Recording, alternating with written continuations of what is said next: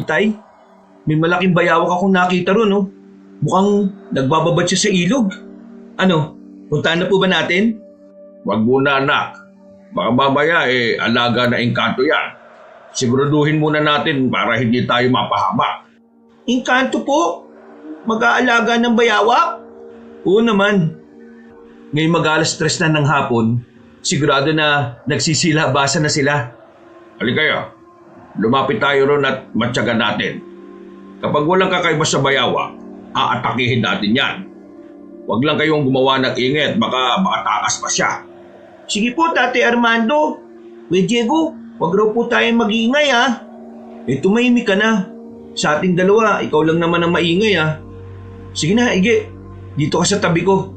At baka kung may iba pang mga mababangis na hayop na umatake sa atin. Tama kuya mo, Ige. Huwag kang lumayo sa kanya. Hindi natin alam kung ano pa ang ibang hayop na nakatira dito sa gubat eh. Sige po, Tate Armando. Hindi na po ako lalayo kay Kuya Diego. Nilapitan nila ang bayawak na sinasabi ni Diego. Nang makapwesto na sila sa pampang, nakita nilang nakababad ngayon sa tubig. Nakita nilang halos kasing laki na ng katawan ni Mang Armando ang katawan ng hayop. Kaya lahat sila'y namangha.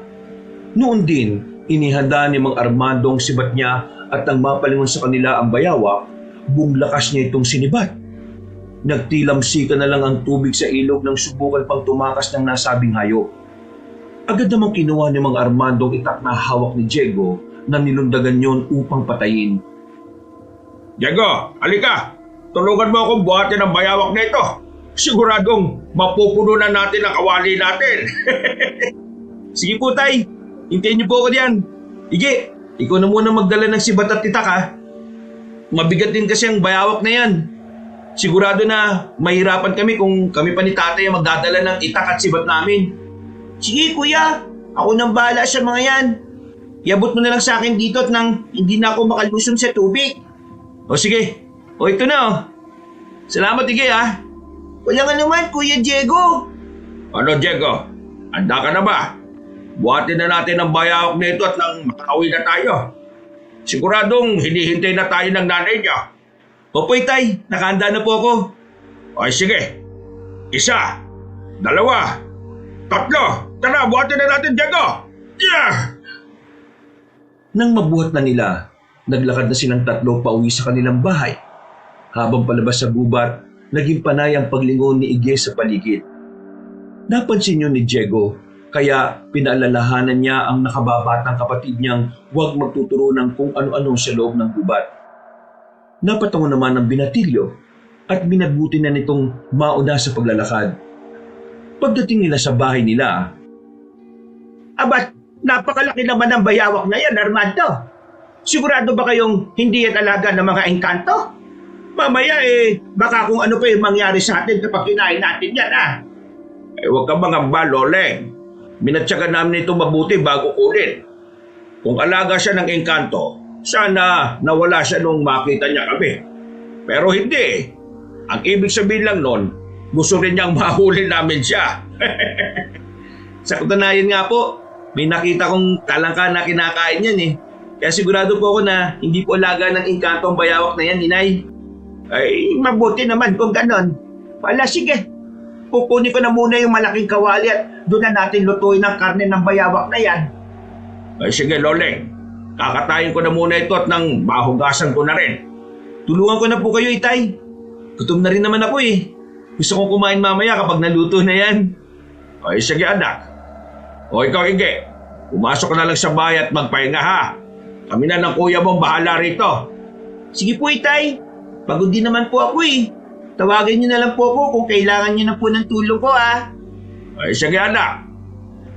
Sinimulan na ni Diego at Mang Armando ang pagkakatay ng bayawak. Nang mabuksan na nila ang tiyan nito, napatakip ang binata ng ilong niya dahil sa mabahong amoy na nagmumula roon. Hindi niya yung kinaya, kaya napatayo siya. Samantala, ipinagpatuloy naman ni Mang Armando ang kanyang ginagawa. Pagkakuha niya ng laman ng tiyan ng bayawak, napatayo na rin siya at sinabayan niyo ng pagmumura. Napatitig doon si Diego at nangilabot din siya sa nakita niya. Walang ya. Hindi nga alaga ng engkanto na huli natin pero mukhang alaga naman ng aswang eh. Mga laman ng tao ang nakapaloob sa tiyan niya. Tingnan mo, may mga daliri pa. Oo nga po, Itay. Kaya pala sobrang baho nung masugatan mo na yung tiyan niya. Posible palang kumain sila ng mga tao. Yan ang hindi ko alam. Baka bangkay na ang kinain niya. Pero bibihira lang kung mangyari yan eh. Teka, masama ang kutob ko ah. Ano pong ibig niyo sabihin, Tay? Bakit nakatayo kayo at nakatunga nga dyan? Hindi pa naman nyo tapos katayin yan Loleng, alika rito. Tingnan mo nang mabuti kung ano yung laman ng tiyan ng bayawak na ito. Ay naka, hindi. Mukhang mga daliri ng tao yan Paano napunta yan sa tiyan ng bayawak? Diyos ko naman Armando, nakapag-aari ng mga engkanto yan aswang. Yan din ang hinala ko. Sige na, kumuha ka na lang muna ng talbos ng kamote ron. Yun na lang muna yung ulamin natin para sa hapunan. Ano pa naman ang gagawin natin sa bayawak na yan, Itay? Ililibing na lang natin to. Baka kung ano pa mangyari sa atin kung kakainin natin yan. Baka nga aswang din mismo ang bayawak na ito eh. Sige na, maghukay ka na ron. Ako na ang bahalang kumalatad ng hayop na ito patungo sa paglilibigan natin sa kanya. Sayang naman po kung ganun. Bayawak na, magiging talbos ng kamote pa. Sige po, Tay. Doon na lang po ako sa bandang likod ng bahay Mas mabuti ba nga anak? Huwag ka na sa malayo. Malapit nang dumilim Baka kung ano pang mangyari sa inyo ng tatay mo. Mahirap na. Baka nasundan kayo ng amo ng bayawak na yan. Kinuha ni Diego ang pala. Bago siya tumungo sa likod bahay nila, nakita pa niyang bumaba ang nakababata niyang kapatid. Batid nitong alam na rin ni Iggy ang patungkol sa bayawak na kanilang nahuli. Habang papunta sa likod ng bahay nila, napaisip siya patungkol sa nasabing hayop. Nakaramdam siya ng kabahan sa posibleng epekto sa kanila ng ginawa nila. Naisip niya na baka alaga nga ng aswang ang pinatay nila at baka kung gantihan sila nito. Nang nangangalahati na siya sa hinuhukay niyang libingan ng bayawak, dumating doon si Mang Armando at Iggy. Diego, pwede na yan? Hindi na rin naman siguro sisingaw ang baho ng bayawak na yan. Sige po, kakapalan ko na lang din po yung lupang itatabo natin dito para mas makasigurado po tayo. Naku, sayang naman yung bayawak na yan. Sinasabi ko na nga may kakaiba talaga sa hayop na yan Hindi lang ako nagsalita kanina kasi nagmamadali tayo umuwi. Hayaan mo na, Iggy. Sa susunod, mga ngaso ulit tayo. Pero sa ibang gubat naman. Wala rin namang mga ligaw na hayop dito sa atin Subukan naman natin sa pinakadulong gubat na nasa hangganan ng bayan natin at nakasunod nito. Talaga po? Hindi pa po ako nakakarating doon O sige, para naman makita ko yung paligid doon. Mga ilan po tayo mga ngaso doon, Tay? Hindi ko pa alam.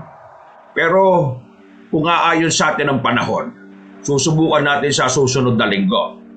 Pareho lang naman kayo ng kuya mo na hindi pa nakakarating doon Kaya ihanda na ninyo mga sarili ninyo. Oo nga po, Itay. Pero sana hindi na natin maranasan ulit yung kagaya nito, no?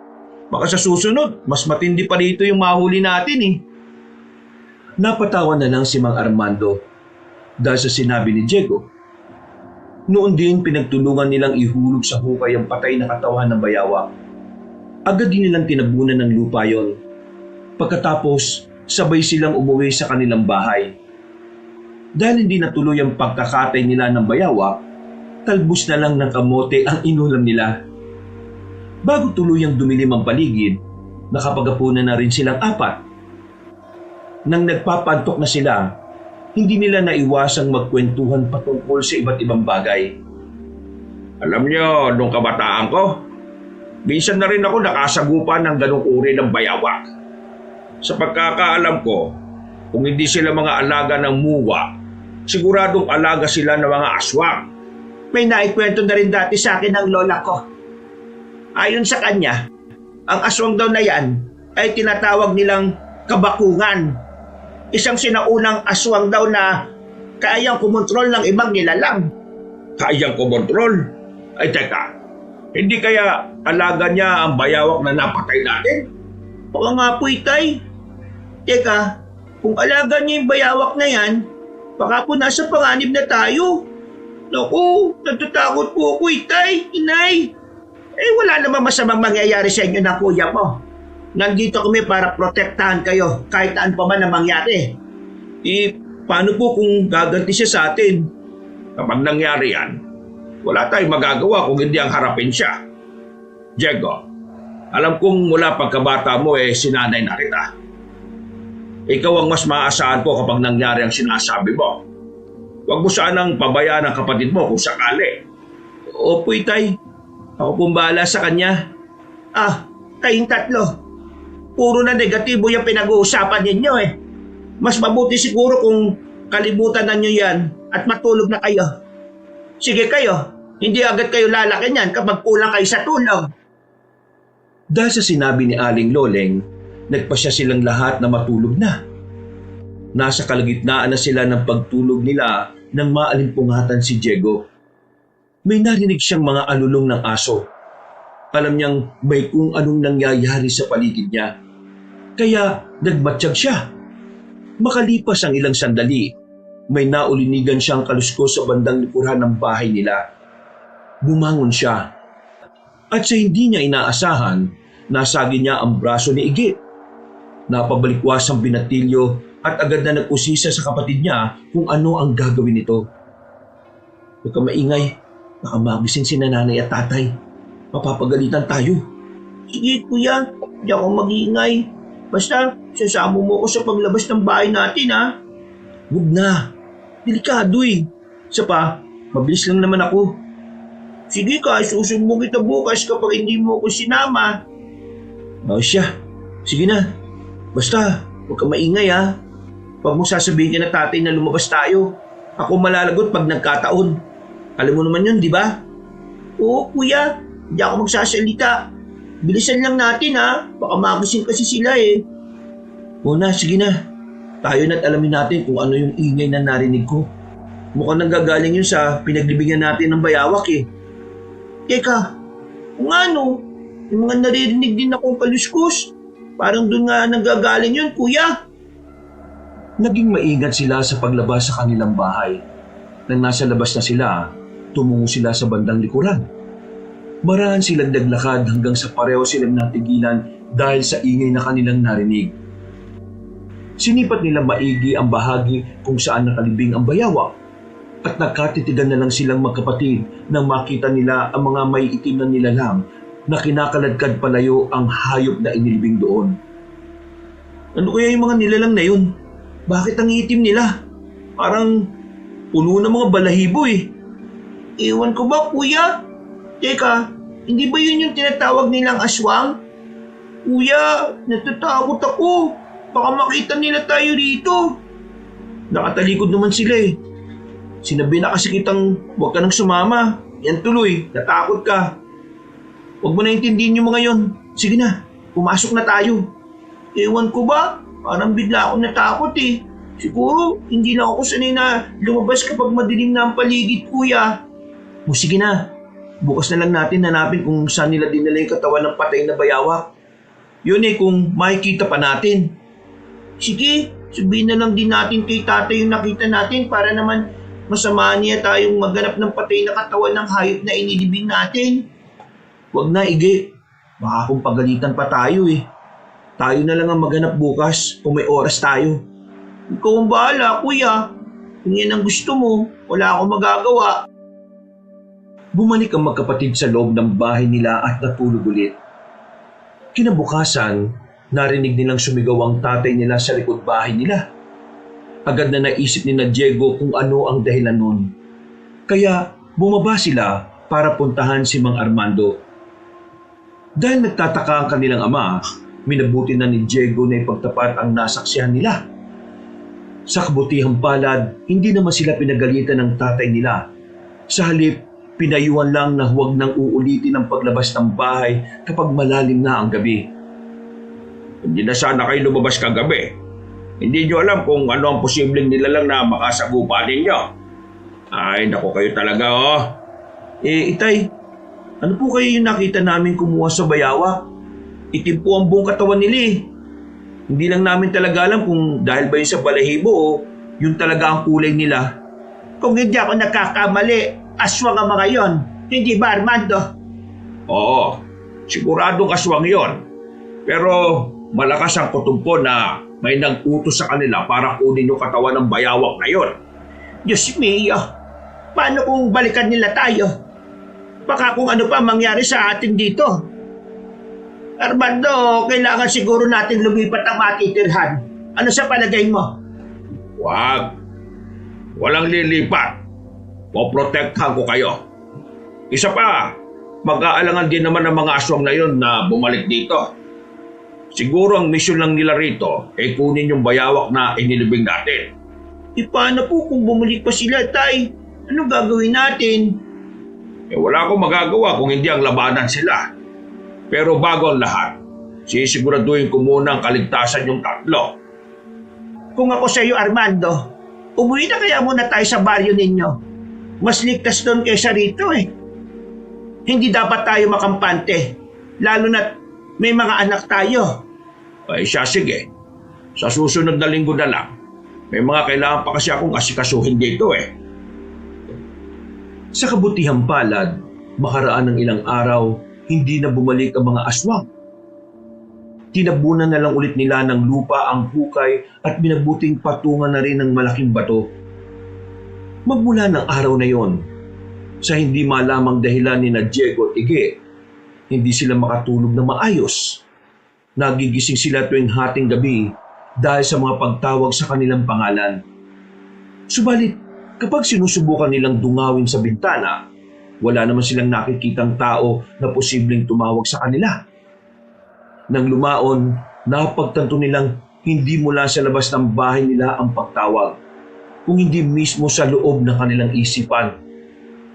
Kinilabutan ng magkapatid, ngunit mas pinili nilang huwag nang banggitin yon sa kanilang mga magulang. Isang umaga, Ano, Diego? Handa ka na ba para sa pangangaso ulit natin? doon po ba sa sinabi niyong gubat dati, sa bandang dulo ng bayan natin, Itay? Oo, pero mas mabuti siguro kung wag na nating isama ang kapatid mo. Ige, maiwan ka na rito sa bayan, samahan mo ang nanay mo rito, ha? Huwag ka mag-alala. Kapag may nakita kami mga prutas sa loob ng gubat, pipitasin namin yon at ipapasalubong sa iyo. Ayoko nga po. Mas gusto kong sumama sa inyo, Itay eh. Sige na po. Pangako, hindi ako magiging malikot.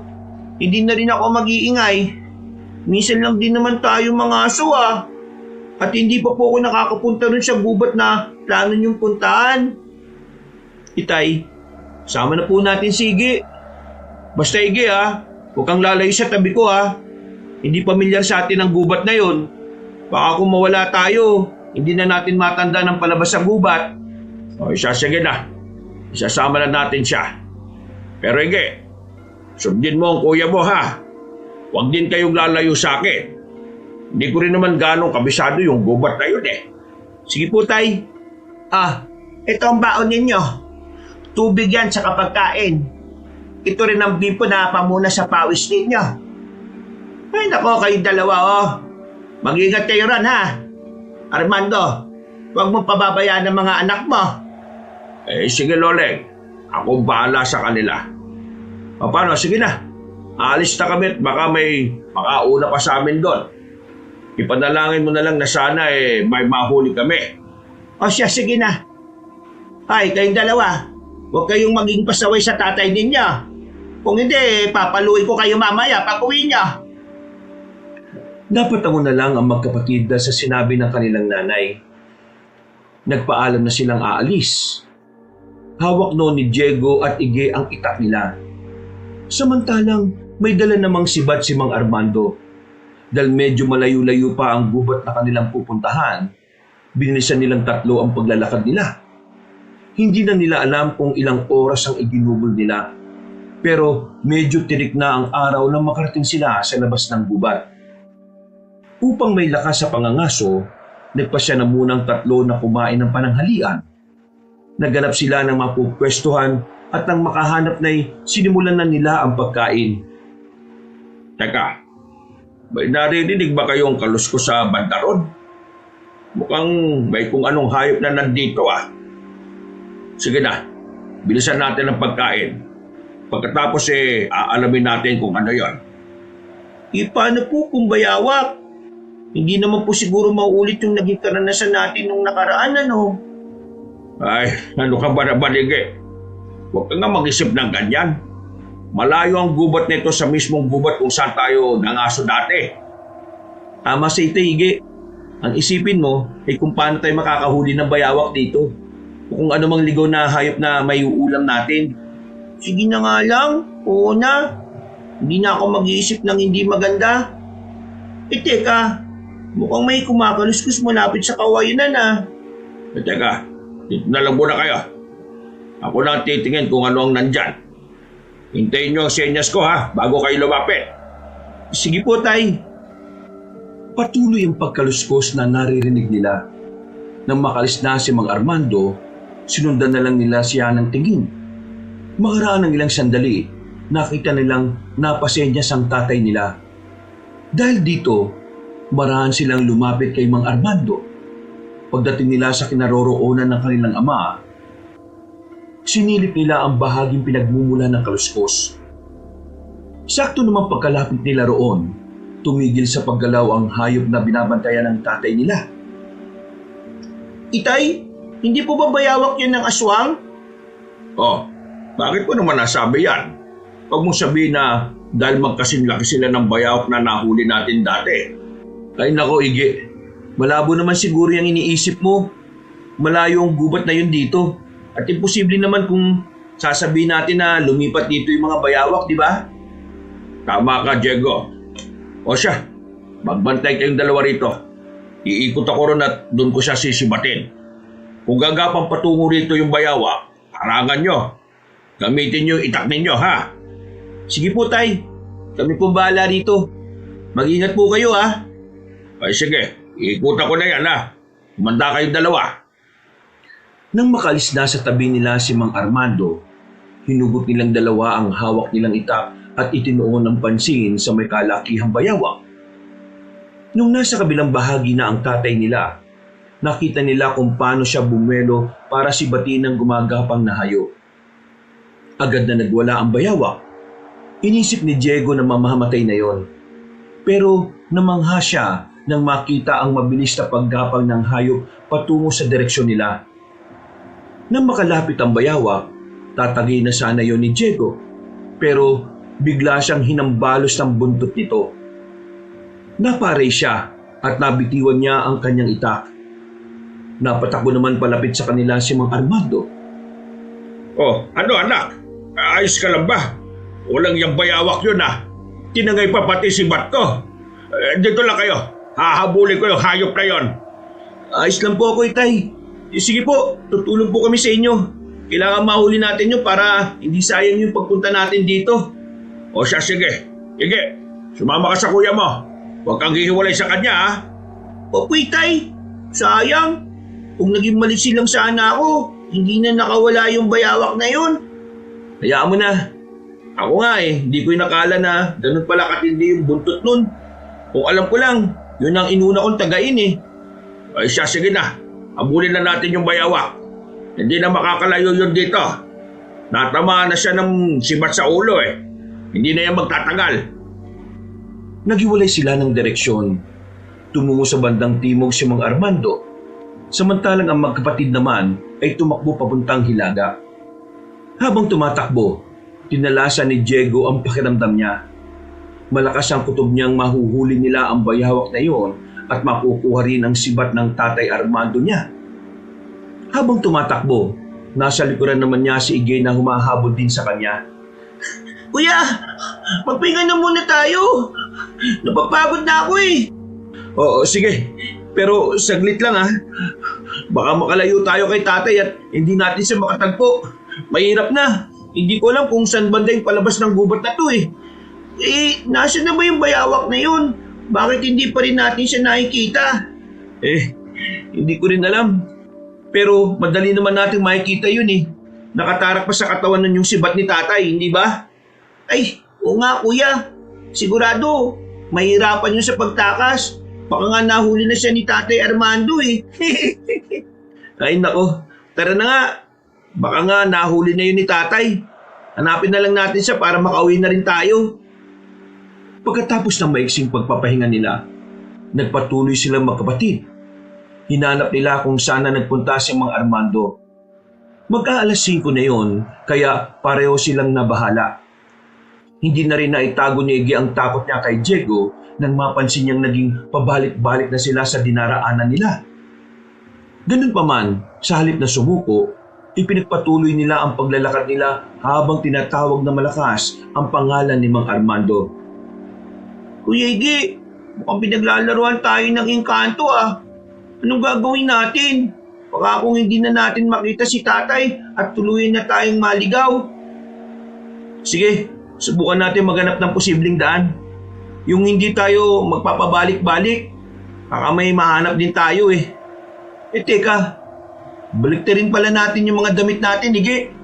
Bakit naman natin gagawin yun, kuya? Yung kasi yung sabi ng mga matatanda, para raw mawala yung bisa na kung ano mang ginagawa sa atin ng mga engkanto. Sigurado, kapag nagawa na natin yan, hindi na nila tayo mapaglalaruan. Sige, Kuya Diego, gawin na natin yan. Ngayon din. Kailangan mahanap natin si tatay eh. Sigurado nag-aalala na siya sa atin. Oh, nabaliktad ko na yung damit ko. Ikaw, ayos na rin ba yung sayo, Iggy? Oo, kuya. Magpatuloy na tayo baka maya-maya mawala na rin yung kung ano man yung ginawa ng mga engkanto sa atin. Sigurado yan. O sige na, Iggy. Baka kung maiwan pa tayo ni tatay eh. Nakailang hakbang pa lang silang magkapatid nang mapansin nilang hindi na sila bumabalik sa dinaraanan nila. Dahil dito, napagtanto nilang nawala na nga ang bisa na kung anumang salamangkang ginamit sa kanila ng mga engkanto. Ipinagpatuloy nila ang paglalakad nila hanggang sa marinig na nila ang boses ni Mang Armando na tumatawag sa kanila. Pinakinggan nila yon hanggang sa mawari nila ang pinagmumulan ng boses niya. Iggy, doon tayo sa mismong pinanggalingan natin. Baka doon tayo hinihintay ni tatay. Sige, Kuya Diego. Mukhang doon nga nagmumula yung pagtawag niya eh. Bilisan na lang po natin. Sigurado na naiinip na siya. Baka mapagalitan pa nga niya tayo eh. Hindi naman natin kasalanan kung bakit tayo naligaw ah. Basta, ako nang bahalang magpaliwanag sa kanya. Hindi niya tayo papagalitan. Sigurado ka, kuya ah. Oo naman. Sige na, mamaya na tayo magkwentuhan kapag nahanap na natin si Tatay Armando. Sige, kuya. Teka. May mga naririnig akong kaluskos sa bahagi kung saan tayo pupunta ah. Parang may mga gumagapang, Kuya Diego. Ha? Meron nga. Ano kaya yun? Sandali. Mukhang yan din yung kaluskos kapag may bayawak na gumagapang ah. Kuya, tingnan mo ron oh. May naaaninag akong gumagapang. Naku, mga bayawak, Iggy. Lumis tayo ng daan. Baka kung ano pa yung gawin nila sa atin. Duda ako mga alaga yan ng mga engkanto. Kuya, hindi mo ko. Natatakot ako sa mga bayawak na yan eh. Baka kainin nila ako. Kasama mo naman ako, di ba? Sige na, dito tayo dumaan para makaiwas sa kanila. Wala silang naging pakialam kahit na pumasok man sila sa mas masukal na parte. Ang boses ng kanilang ama na tumatawag sa kanila ang tanging naging gabay nilang magkapatid. Inakala nilang makakaligtas sila sa mga bayawak na yon. Pero nang makalabas na nang may mahanap ulit silang daan, napatras na Diego at Iggy nang makitang may mga bayawak ding nakaabang sa kanila roon. Babalik sana sila ngunit nang mapalingon sila, mas nanlumo sila nang mapagtanto nilang napapaligiran sila ng mga nasabing hayop. Wala na tayong magagawa, Iggy. Kung hindi ang tumakbo, bahala na. Basta makarating tayo sa pinanggalingan ng boses ni tatay. Susuugin natin ang mga bayawak. Kahit na anong mangyari, hindi tayo titigil. Sige kuya, tayo na. Kung yan lang ang tanging paraan para makalis tayo dito, makapunta tayo sa kinaroroonan ni tatay, gawin na natin. Sige na, Iggy. Huwag mo isipin ng mga hayop na yan ha. Huwag kang matakot sa kanila. Sila ang dapat na mangilabot sa atin. Tandaan mo yan. Tara! Sige kuya! Pipilitin kong huwag matakot sa mga bayawak na yan! Sige, Iggy. Mas bilisan pa natin ang pagtakbo. Ilang di pa na lang. Makakalapit na tayo sa mga bayawak na yan. Pagkalapit nila sa mga bayawak, sa hindi nila inaasahan, inatake sila ng mga ito. Napailing na lang si Diego at agad na lumundag para makaiwas sa nilalang. Magpapatuloy sana siya sa pagtakbo, pero natigilan siya nang marinig niya ang sigaw ni Ige na tumatawag sa pangalan niya. Napalingon ng binata at napamura nang makita niyang pinapaligiran na ng mga bayawak si Ige. Nakahanda ang mga yon upang kagatin ang binatilyo. Kaya minabuti ni Diego na balikan ng kapatid niya. Tinaga niya ang mga bayawak na sumusubok na humarang sa kanya. Nang makalapit na siya kay Ige, "Ige, gamitin mo itak mo! Lalabanan natin ang mga bayawak na to!" Sige kuya, nabigla lang kasi ako eh. Kaya natakot ako. Oh, eto na. Nahugot ko na yung itak ko. Sige, ang kada bayawak na sumusubok na umatake sa atin, tatagayin natin. Bahala na kung saan sila banda masugatan. Kailangan nang isipin natin, makalis tayo dito. Masusunod kuya. Ayun na, mukhang atake na ulit sila. Hindi tayo papayag tayong masaktan. Sila ang sasaktan natin, Ige. Tama ka kuya. Kailangan natin makalis dito ng ligtas. Sigurado ko na nag-aalala na si tatay sa atin. Nang makalapit na ang mga bayawak, pinagtatataga nila ang mga ito. Lalong naging agresibo mga sugatang hayop. Pero mas pinili ni Diego na lumaban para sa kapatid. Kalaunan, isa-isang napahinto ang mga yon. At nang tingnan ng magkapatid, nalaman nilang patay na ang mga bayawak. Magpapatuloy na sana ang dalawa sa pagbaybay ng daan nang biglang napasigaw si Ige. Nilingon siya ni Diego at napahiyaw ang binata nang makitang tinatangay ng isang malaking bayawak ang nakababatang kapatid niya. Agad itong hinabol ni Diego at nang maabutan ng kapatid, sabay silang nahulog sa isang butas na kasya lang para sa dalawang tao. Aray ko! Kuya, ano nang gagawin natin? Paano tayo makakalabas dito? Baka kung anong gawin sa atin ng mga bayawak na yun Umalma ka lang, Ige. Kailangan natin ng malinaw na kaisipan. Hindi natin malulutas ang problema natin kung matataranta tayo. Sige kuya. Ano kaya kung sumigaw tayo para makahingi ng tulong? Sigurado na malapit lang din dito si Tatay Armando eh. Wag. Kung lalapit siya dito, baka pati siya mapahamak. Maghanap na muna tayo ng madaraan ng iba. Tayo na. Sandali kuya. May narinig akong kaluskos malapit dun eh. Parang ilang di pa lang ang distansya niya mula rito sa butas na pinagulugan natin. Magbatsyag muna tayo. Parang may mali sa sitwasyon natin na to eh. Teka, batuhan tong napuntahan natin. Ibig sabihin, nasa isang yugib tayo. Kuya, ayan na siya. Papalipit na rito sa atin. Tumahimik ka. Tumingla na lang tayo at nang malaman natin kung sino yun. Maaninig pa naman natin siya kasi hindi pa naman gaano madilim ang paligid sa labas eh. Kuya, ayan na siya. Ha? Hindi. Mukhang si tatay kuya. Oo nga, pero parang may mali eh. Huwag muna natin siyang tawagin. Baka hindi siya yung tatay natin eh. Oo nga kuya. Tingnan mo, may kinakaladkad siyang mabigat na bagay. Hindi. Bato. Siguradong tatakpan niya yung butas. Kailangan makalis tayo dito. Hindi na maganda ako tumpo ngayon. Kuya, tinatakpan nga niya. Susubukan kong sumigaw para malaman niyang nandito tayo. Ikaw ang bahala. Basta, sa kahit na anong paraan, kailangan makalis tayo dito, Ige. Napasigaw si Ige para tawagin ang tatay nila. Pero kahit na namaos na siya sa kakasigaw, hindi na muli pang nabuksan ng lagusan. Napaiyak siya, kaya sinikap ni Diego na pakalmahin ang nakababatang kapatid niya. Nang medyo kumalma na si Ige, nag-usap sila patungkol sa kung anong gagawin nila at kung paano sila makakalabas sa naturang kuweba. Kuya, baka sinadya tayong ikulong dito. Baka kinopya lang ng mga engkanto yung mukha ni tatay. Sigurado ko na ginaya nga nila ang itsura ni Tatay Armando. Kung ikinulong nila tayo dito, ano naman ang motibo nila? Sigurado na malalim ang dahilan nila. Ano nang gagawin natin ngayon kuya? Baka lalo na tayo mapahama kung mananatili tayo dito. Maghanap tayo ng lagusan. Sigurado na may iba pang daanan, maliban sa tinakpan na yan. Sige, pero paggabi na kuya eh. Magpapahinga na muna tayo dito. May natitira pa naman akong tubig at pagkain dito. Pagsaluan na lang natin to. Mas mabuti pa nga, Ige. Kainin na muna natin yan. Pagkatapos, matulog na rin tayo kahit saglit lang. Kinakailangan hindi tayo magtagal dito eh. Kung may nagplano man na ikulong tayo, sigurado na may masama silang binabalak sa atin. Kuya, si tatay nga pala. Baka kung ano lang ginawa ng mga aswang o engkanto sa kanya. O kung wala man silang ginawa, baka nag-aalala na siya sa atin ngayon. Huwag na muna natin siyang isipin. Sa ngayon, sarili muna natin ang pagtuunan natin ng pansin.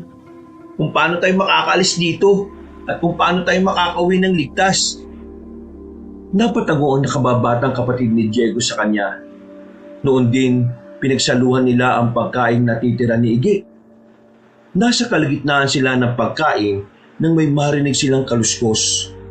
Napatitig sila sa pinagmumulan nun at pareho silang kinutubang may lagusan sa bahaging yun.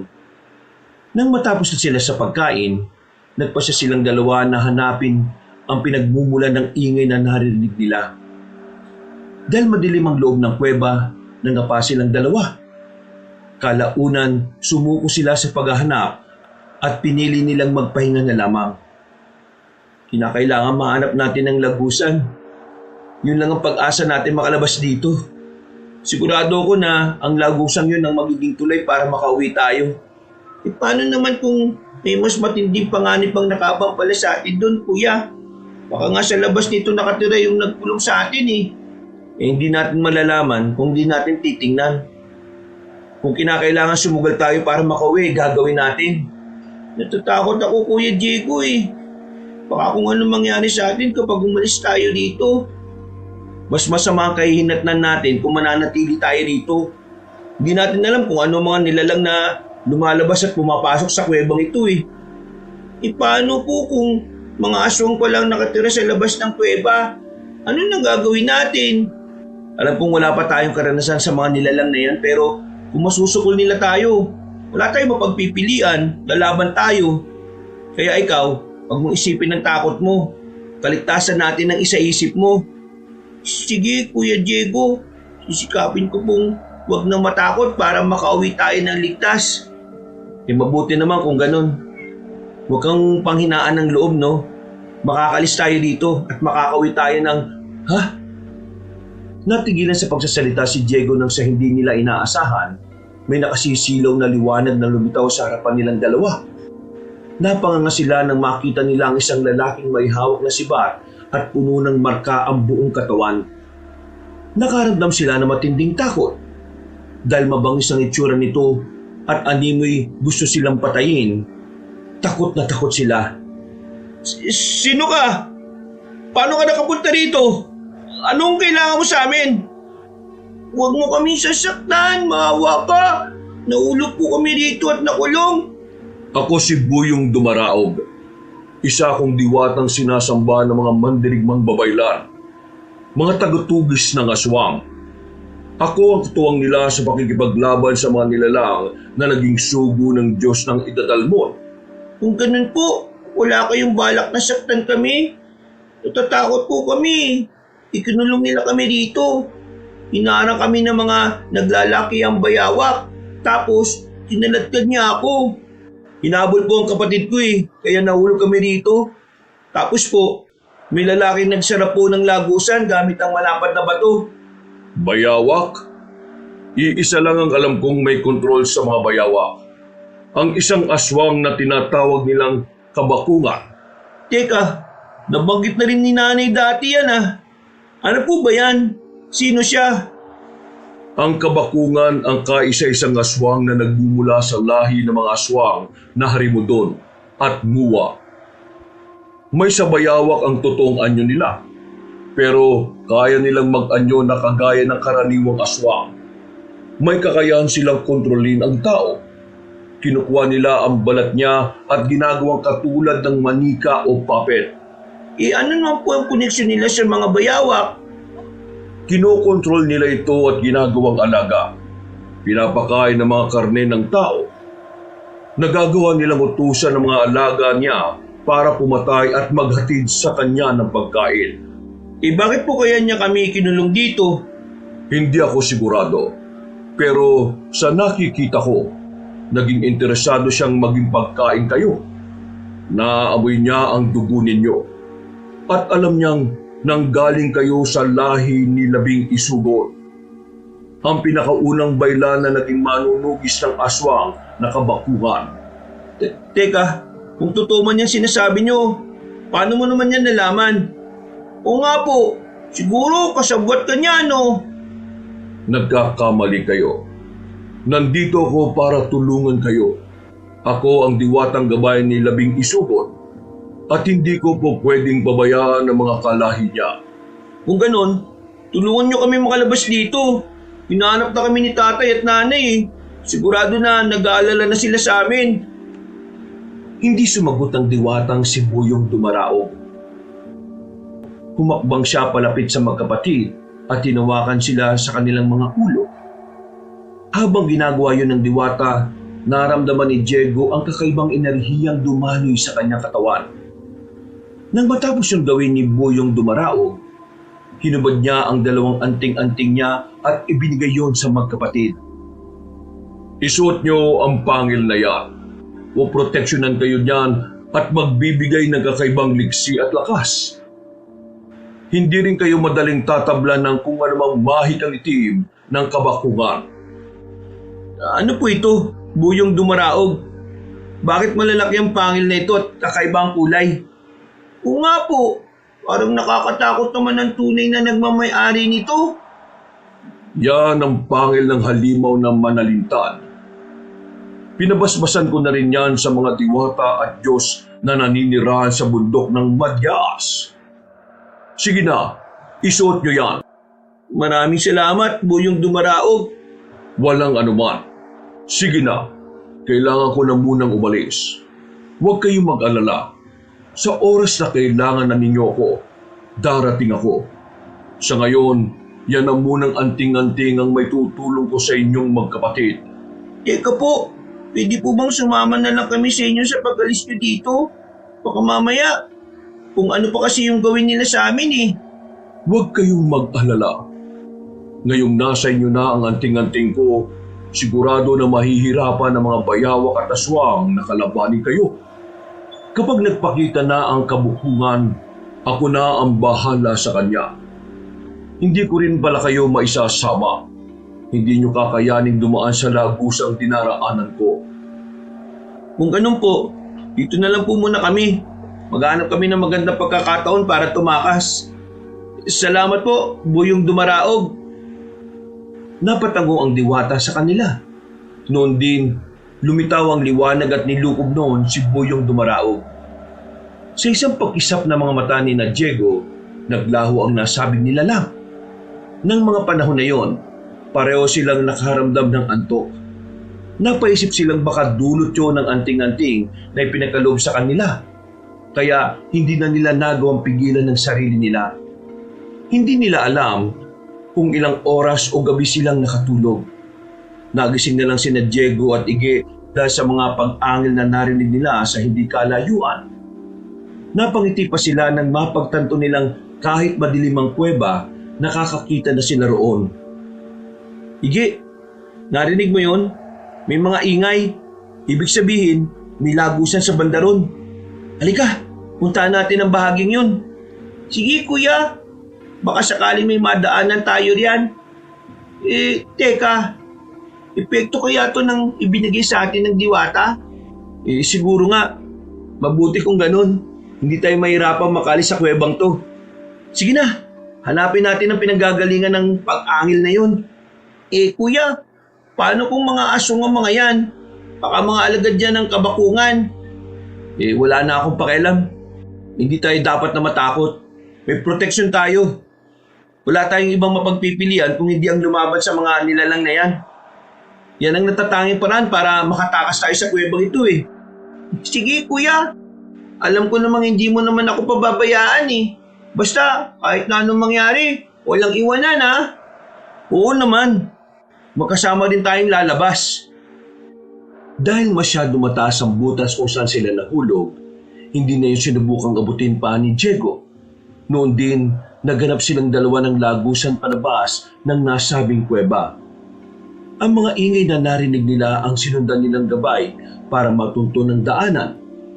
Nasa kalagitnaan sila ng paglalakad nang may makita silang mga nilalang na mabibilis kong gumalaw at nagawang kumapit sa dingding at bubong ng kuweba.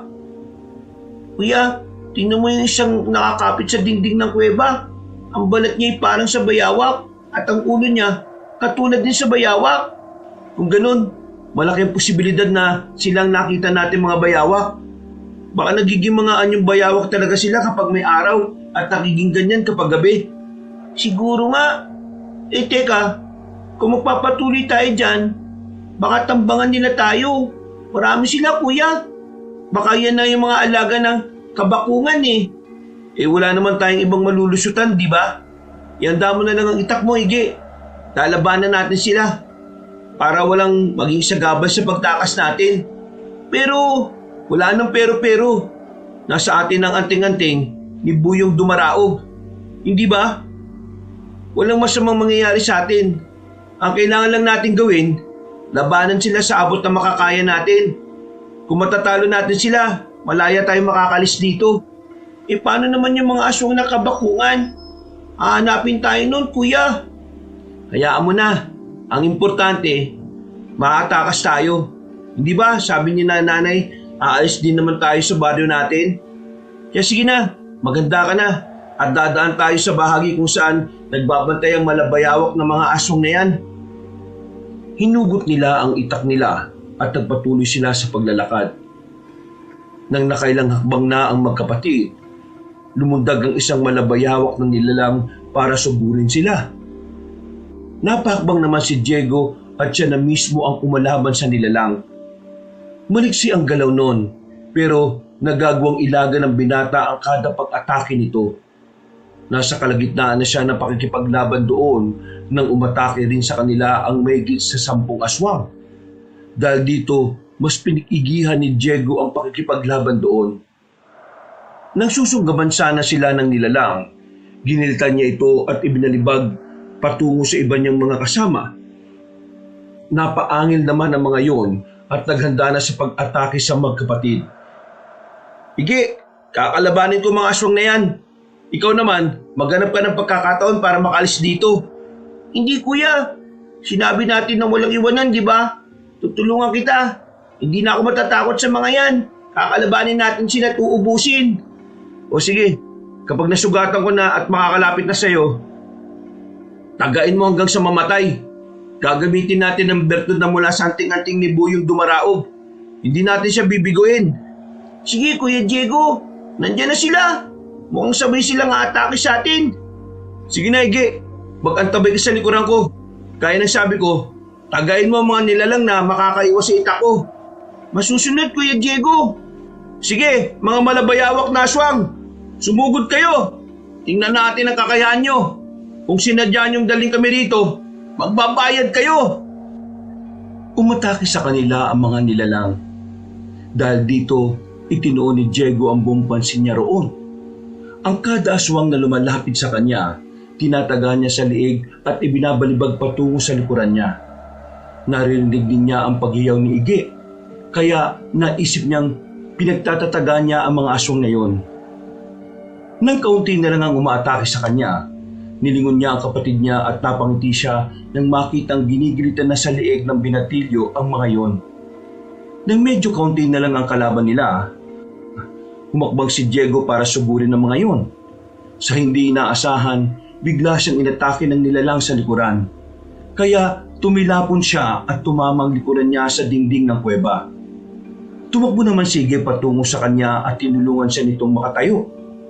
Kuya Diego, ayos ka lang ba? Bakit hindi mo kagad napansin ang aswang na yon? Ayos lang ako. Teka, ang mga aswang pala, baka may natitira pa sa kanila at baka makatakas. Wala na, kuya. Nang inatake ka ng aswang, sinugod ko rin siya tinaga sa likod. Hindi niya ako nagawang lingunin. Kaya nang bumagsak siya, tinaga ko na lang din siya sa liig. Magaling kapatid ko. Kahit na binatilyo ka pa lang, may taglay ka ng husay. Oo naman. Alam ko rin naman na kung ako ang nasa kalagayan mo, papatayin mo rin yung aswang na yun. Siyempre naman hindi dapat tayo pumapayag na saktan ng mga nilalang na yan ang kahit na sino sa atin. Teka, wala na kayang mga nilalang na nakaantabay sa lagusan? Hindi ko alam kuya eh. Gusto mo ba tingnan ko? Mukhang dyan sa dinaanan nila ang lagusan palabas eh. Hindi, sabay natin titingnan. Halika na, baka dyan na nga yung hinahanap natin at makakalabas na tayo. Baka kasi masakit pa yung katawan mo dahil sa pagkatilapon mo kuya eh. Hindi na, kaya ko naman eh. Mas masakit pa nga yung palo ni nanay doon. Sige lang, ang importante sa ngayon, makalabas na tayo dito sa kuweba na to. Pinuntahan nila ang bahagi kung saan posibleng dumaan ng mga malabayawak na aswang. Subalit, nang nandun na sila, nakita nila ang 3 lagusan. Natigilan sila at saglit na napaisip. Nilapitan nila ang unang lagusan at metyagan, pero may naamoy silang malansang samyo roon. Pinuntahan nila ang ikalawa at napansin nilang sobrang init doon.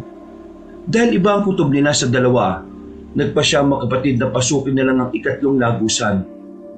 Umasa silang ang napili nilang daan ang siyang magdadala sa kanila sa labas ng kuweba. Mga anak, tama ang lagusang pinasukan nyo. Halika kayo, lumapit kayo sa akin at lalabas na tayo sa kuweba. Kuya, si tatay, nandito siya. Salamat naman at pinuntahan niya tayo. Sigurado makakauwi na tayo nito. Huwag Gigi, manatilin na muna tayo rito. Huwag kang lalapit sa kanya. Iba ang kutob eh. Hindi mo ba natatanda ng kwento sa atin ni Buyong Dumarao? Baka tau-tauhan lang yan. Papit. Paano naman kung hindi kuya? May pagkakataon na tayo. Isa pa, baka kung ano pa yung mangyari sa atin dito eh. Mga anak, lumabas na kayo rito sa akin. Si Tatay Armando ito. Sige na, lapit na mga anak. Eto, may nadampot akong bato. Kung papit lang ang aswang na yan, hindi siya makakaramdam ng sakit at siguradong magmimistula lang siyang manika. Anong gagawin mo yan, kuya? Ibabatok sa mapagkunwaring nilalang na yan. O yan, tingnan mo Ige. Wala siyang naging reaksyon kahit tinumana siya sa muka. Tama nga ang hinala ko. Mga anak, lumapit na kayo rito. Uwi na tayo. Hinihintay na kayo ng nanay niyo. Hindi kami lalapit sa iyo. Hindi ka ang tatay namin. Kung ikaw si tatay at kung totoong tao ka, bakit hindi ka nasaktan ng batuy ka sa mukha ni kuya? Sinasabi halina kayo eh. Bilisan na ninyo at kailangan na natin makatakas. Malapit na rito ang iba pang mga aswang. At parating na rin ang kabakugan. Bilis! Kung ikaw ang tatay namin, ikaw ang lumapit dito. Hindi kami magpapalin lang sa iyo, no? Patunayan mong hindi ka isang tau-tauhan ng kabakungan. Ay sige, lalapit ako dyan. Pero ibaba niyo ang mga itak ninyo. Itago rin ninyo ang kwintas na suot ninyo. Nakakasilaw kung tingnan eh. Bagyang ibinaba ng magkapatid ang mga itak nila. Na magsimula ng humakbang si Mang Armando, napansin ni Diego na hindi nakalapat sa lupa ang mga paa niya. Dahil dito, mabilis na tumakbo ang binata para sa lubungin ng tatay niya. Pagkalapit niya, walang pagdadalawang isip siyang lumundag sabay taga sa leeg ng ama niya. Hindi makapaniwala si Diego nang makita niya kung paano tumiklop ang katawan ni Mang Armando at nagmistulang tela. Kasabay ng paglapag niya sa lupa, bumagsak din ang tatay niya. Agad namang lumapit sa kanya si Igay na hindi rin makapaniwala sa nangyari. Nasabi ko na nga isa siyang uwad. Papit lang siya ng aswang. Igay, tingnan mo parang balat na lang siya. Walang mga laman at buto. Ewan ko nga ba kung paano yan nagawa ng aswang eh. Mabuti na lang talaga kuya, hindi tayo nagpadalos-talos. Kung lumapit ka agad tayo sa kanya, baka kung ano pa yung nagawa niya sa atin eh. O tayo na. Wala na rin naman sigurong haharang sa atin. Pabayaan na natin to. Ang importante sa ngayon, alam natin na hindi to si tatay. At malalaman na natin sa susunod kung tau-tauhan lang ng kabakungan yung makakaharap natin. Tama ka Kuya Diego. Tara na. Hindi tayo dapat maabutan ng kabakungan na yun. Sigurado na marami pa siyang inihanda para sa atin eh. Kaya dapat natin siyang maunahan. Bago pa man niya malaman na nakalabas na tayo sa kuwebang to. Nasa lungganan niya tayo. Pero teka, makakaya kaya nating labanan silang lahat, kuya? Oo naman, may tiwala ako sa binigay ni Buyong Dumaraog. Isa pa, kapag nalagay tayo sa alanganin, sigurado magpapakita rin siya sa atin, di ba? Sana nga, kuya. Sana tulungan talaga niya tayo para makatakas dito. Wala namang mawawala sa atin kung magtitiwala tayo eh. Alam kong tapat siya sa sinabi niya. Minabuti nilang ipagpatuloy ang pagbaybay ng lagusang pinili nila. Habang papalayo sila sa bahagi kung saan nila nakaengkwentro ang peking ama nila, may nalanghap silang malansang samyo. May narinig din silang ingay na parang kumakamot sa pader ng yungib. Walang ano-ano, may nakita silang mga nilalang na nagtatago sa batuhan doon. Kinutuban sila na katulad yon ng mga una nilang nakasakupa, kaya inihanda nila ang kanilang mga sarili. Maraan silang naglakad at napangiti silang magkapatid nang may makita silang kaunting liwanag na hindi na rin gaanong malayo sa pwesto nila. Mga aswang! Siguradong tayo ang inaabangan ng mga yan. Ige, kailangan labanan natin sila para makatakas tayo rito. Sigurado ko ba dyan sa pasya mo, kuya? Oo. Kung nakaya natin ang naunang grupo ng mga katulad nila, makakaya rin natin sila. May liwanag na sa bandang dulo ng lagusang ito. Sigurado nito na ang daan palabas ng kuweba. Ikaw bahala, Kuya Diego. Basta nasa likod mo lang ako palagi. Kaya na, Ige. Gabayan sana tayo ni Buyong Dumaraog sa gagawin natin na to.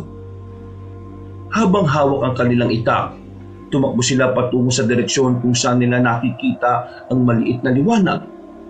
Pagkakita naman sa kanila ng mga malabayhawak na aswang, umangil sila at nagunahan sa pagsugod kina Diego.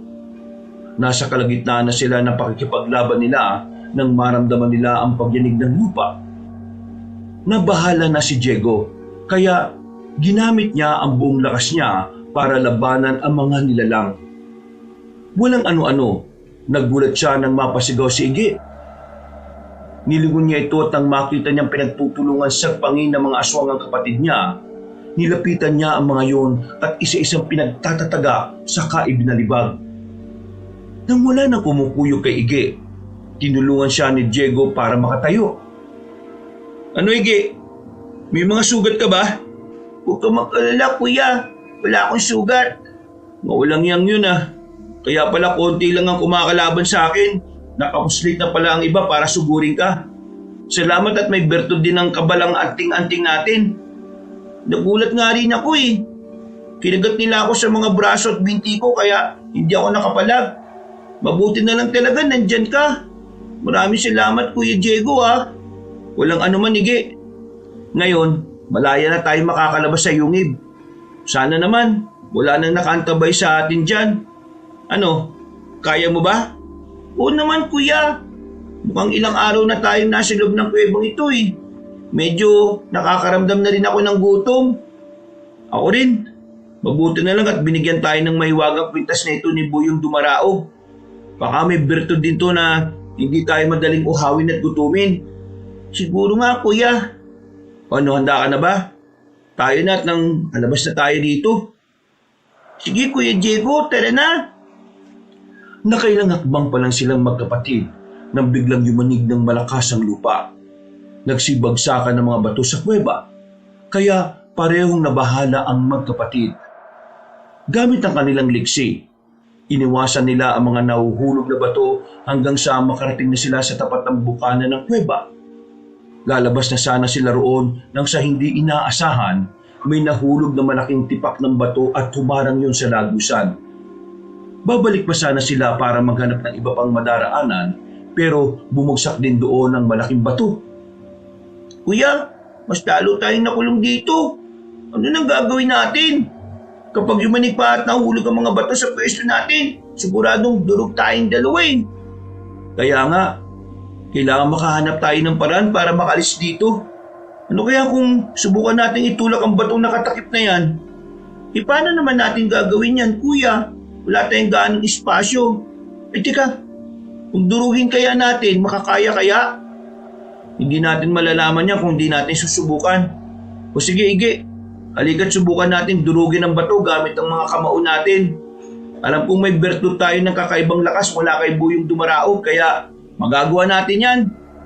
Sige Kuya Diego, pagtsagayin natin durugin ng bato para magkaroon tayo ng Ha? Hindi! Lumilindol na naman kuya.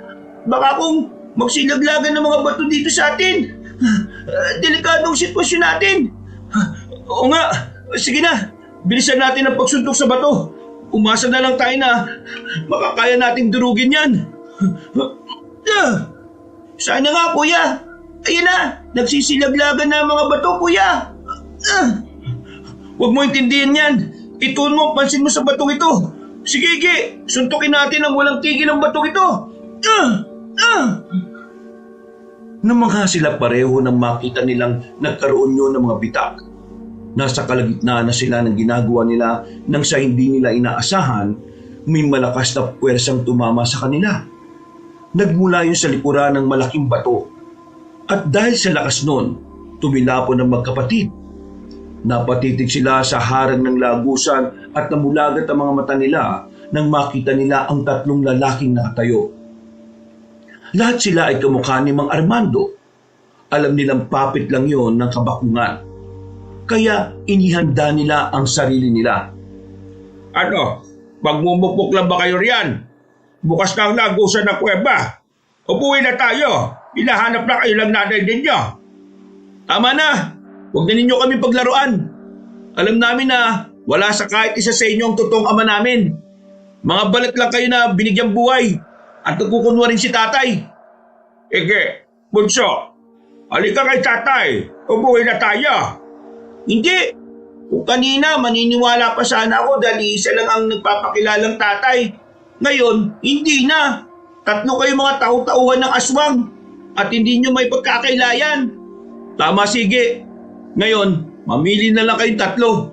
Aalis kayo sa daanan namin at hahayaan kami makatakas o itutulad namin kayo sa naon ng kawangis nyo. Bakit? Iniisip ba ninyo na makakalis kayo rito? Hindi! Gagamitin ang pinuno namin ang dugo nyo para mas maging malakas siya. Ang dugo ni Labing Isugon na nananalaytay sa inyo ang magbibigay sa kanya ng karagdagang kapangyarihan. Kahit na ano pang sabihin at gawin nyo, aalis kami rito. Hindi kami mananatiling nakakulong sa kuwebang to. Napahalakhak ang tatlong kawangis ni Mang Armando. Dahil nakaarang sila sa lagusan, minabuti ni Diego na suburin sila. Hindi naman siya hinayaan ng nakababatang kapatid niya. Agad ding sumugod sa kanya, sige. Pagkalapit ni Diego sa tatlo, aatakin sana siya ng mga yon. Pero bago pa man nila siya masunggaban, umilag na siya at tinaga ang isa sa kanila. Nabuwal yon at gaya ng inaasahan, nagmistulan na lamang tuyong balat ang nilalang. Inatake naman ni Iggy ang isa at naglaban silang dalawa. Napangiti na lang ang binata nang makita niya ang husay ng kapatid niya ng mga oras na yon. Nang susugurin sana siya ng isa pa, nilundag niya ito at buong lakas na tinaga sa ulo. Pagkabagsak noon, nangayayat yun hanggang sa maging katulad din siya ng naunang nilalang. Kuya, napatay ko na rin ang kalaban ko. Ano kaya mga ito? Bakit kuha-kuha nila ang itsura ni tatay? Hindi ko alam, pero isa lang ang nasisiguro ko. Mga papit sila ng kabakungan. Kailangan natin mag-ingat, Iggy. Baka magulat na lang tayo at kalabanin natin ang sarili natin. O ano, susubukan na ba natin lumabas sa kuwebang to? Sige, mas mabuti pa nga. Dito ko nakakita ng liwanag kanina. At malakas ang kutob ko na ito ang daan palabas. Sana naman makauwi na tayo. Baka kung nandyan sa labas ng kabakungan, anong gagawin natin? Kung kinakailangan natin silang labanan, gagawin natin. Hindi tayo papayag na ang mga katulad nila maghahari dito sa mundo. Kung ganun, sige, paala na. Basta ang importante, makakauwi tayo. Sigurado na nag-aalala si nanay at tatay sa atin Basta, kahit na anong mangyari, huwag tayo magpapatalo sa mga aswang na yan. Napatango na lang si Iggy kay Diego. Noon din, nagpa siya ang dalawa na lumabas sa kuweba kung saan sila nakulong. Pagkalabas nila roon, napalunok ng laway niya ang binata nang mapansin ang kakaibang aura ng lugar. May mga punong nakatayo, pero mga patay na. Wala ring damot ang lupa ay halatang tigang na. Natigilan sila sa tapat ng kuweba habang ginagala ang paningin nila. Walang ano-ano, nakarinig sila ng mga pagkaluskos. Sinipat nila ang paligid at nakita nila ang napakaraming malabayawak na aswang na nakahandang umatake sa kanila. Kuya, napansin mo ba? Parang hindi sila nauubos ah. Ano kaya ang sikreto nila? Hindi ko alam. Siguro marami lang talagang mga ganyang uri ng aswang dito. Ibang lupain ito sa kalupaang nasa atin. Baka nga nasa kabilang bahagi tayo ng mundo eh. Nasa mundo ng mga patay na tayo, kuya? Hindi. Marahil nasa mundo tayo ng kabakungan. Kaya kailangan natin maging alerto. Hindi natin alam kung ano o sino ang kalaban natin eh. Hindi rin natin alam kung ano ang kanyang kakayahan. Kuya, mukhang papagapag na sila at papunta dito sa atin. Anong gagawin natin? Kailangan madali natin ang laban sa kanila. Kapag naging paligoy-ligoy tayo, baka may iba pang dumating. Balwarte nila to eh. At siguradong marami pang nakaabang sa atin. Sigurado na ikinulong tayo para kung lalabas man tayo, dito tayo pupunta. Ibig mo sabihin, kuya, sinadya nila sa kuweba tayo ikulong? Oo, para hindi madaling mahalata. Baka sila nga rin yung gumawa ng kuwebe. O kung hindi man, baka yun din ang lagusan ng mga taong bayawak papunta sa gubat. Malapit na rin sa atin ng mga aswang, Kuya Diego. Mukhang mas mabagsik sila kaysa sa mga naunang nakalaban natin. Huwag kang panghinaan ng loob. Kaya natin ang mga yan. Tandaan mo, Ige, kahit na anong mangyari, uuwi tayo ng buhay. Oo, kuya. Tatandaan ko yan. Nang malapit na sa kanila ang mga aswang, napalig sina Diego sa suot niyang anting-anting. Dumakot din sila ng alikabok at ipinahid sa talim ng itak nila. Saktong pagkatapos nilang gawin yon, nakalapit na sa kanila ang malabayawak na nilalang. Nasa kalagitnaan na sila ng pakikipaglaban ng muling lumindol. Parehong natigilan ang magkapatid nang mapatitig sila sa hindi kalayuan. Nagkaroon ng bitak ng lupa at mula roon, lumabas ang isang nilalang na napakaraming bukol sa katawan. Kulay abo ang mahabang buhok. Nakausli ang pangil at nagbabaga ang mga mata. Nakalutang siya sa ere habang nakatitig sa kawalan. Mukhang yan na yung kabakungan. Kakaibang uri ng aswang siya. Itsura pa lang, malalaman mong mabagsik siya. Oo nga, kuya. Pero hindi ako matatakot. Alam ko na makakaya rin natin ang aswang na yan. Ubusin na muna natin ang natitirang aswang na nandito at nang maituon natin ang pansin natin sa kanya. Sige, kuya. Iilan na lang din naman ang mga ito eh. Ayan, lahat ng mga malabayawak na nilalang. Nagawa na natin patayin.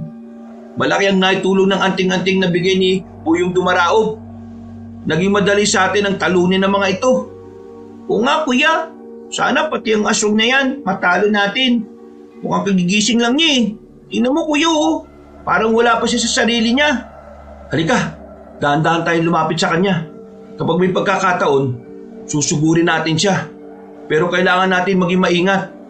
Hindi natin alam kung ano ang kayang gawin ng kabakungan na yan eh. Eh teka, nasaan na kaya si Buyong Dumaraob? Bakit hanggang ngayon, hindi pa rin siya nagpapakita sa atin, kuya? Akala ko ba'y tutulungan niya tayo? Yan din ang iniisip ko eh. Pero hayaan mo na. Sa ngayon, wala tayong ibang aasahan kung hindi tayo lang din. Naging maingat silang dalawa sa paglapit sa nilalang na umahon mula sa lupa. Habang papalapit sila roon, nakita nilang nakatingalayon at animoy may kung anong inaamoy sa ere. Napatitig sa kanila ang nilalang at napangisi. Mas nagbaga ang mga mata niya at nagsimula siyang maglaway. Nang halos 2 dipa na lang ang layo nila, tumigil silang magkapatid at napahawak ng mahigpit sa itak nila. Naamoy ko ang dugo ni Labing Isugon. Kayong dalawa, nagmula kayo sa lahi niya.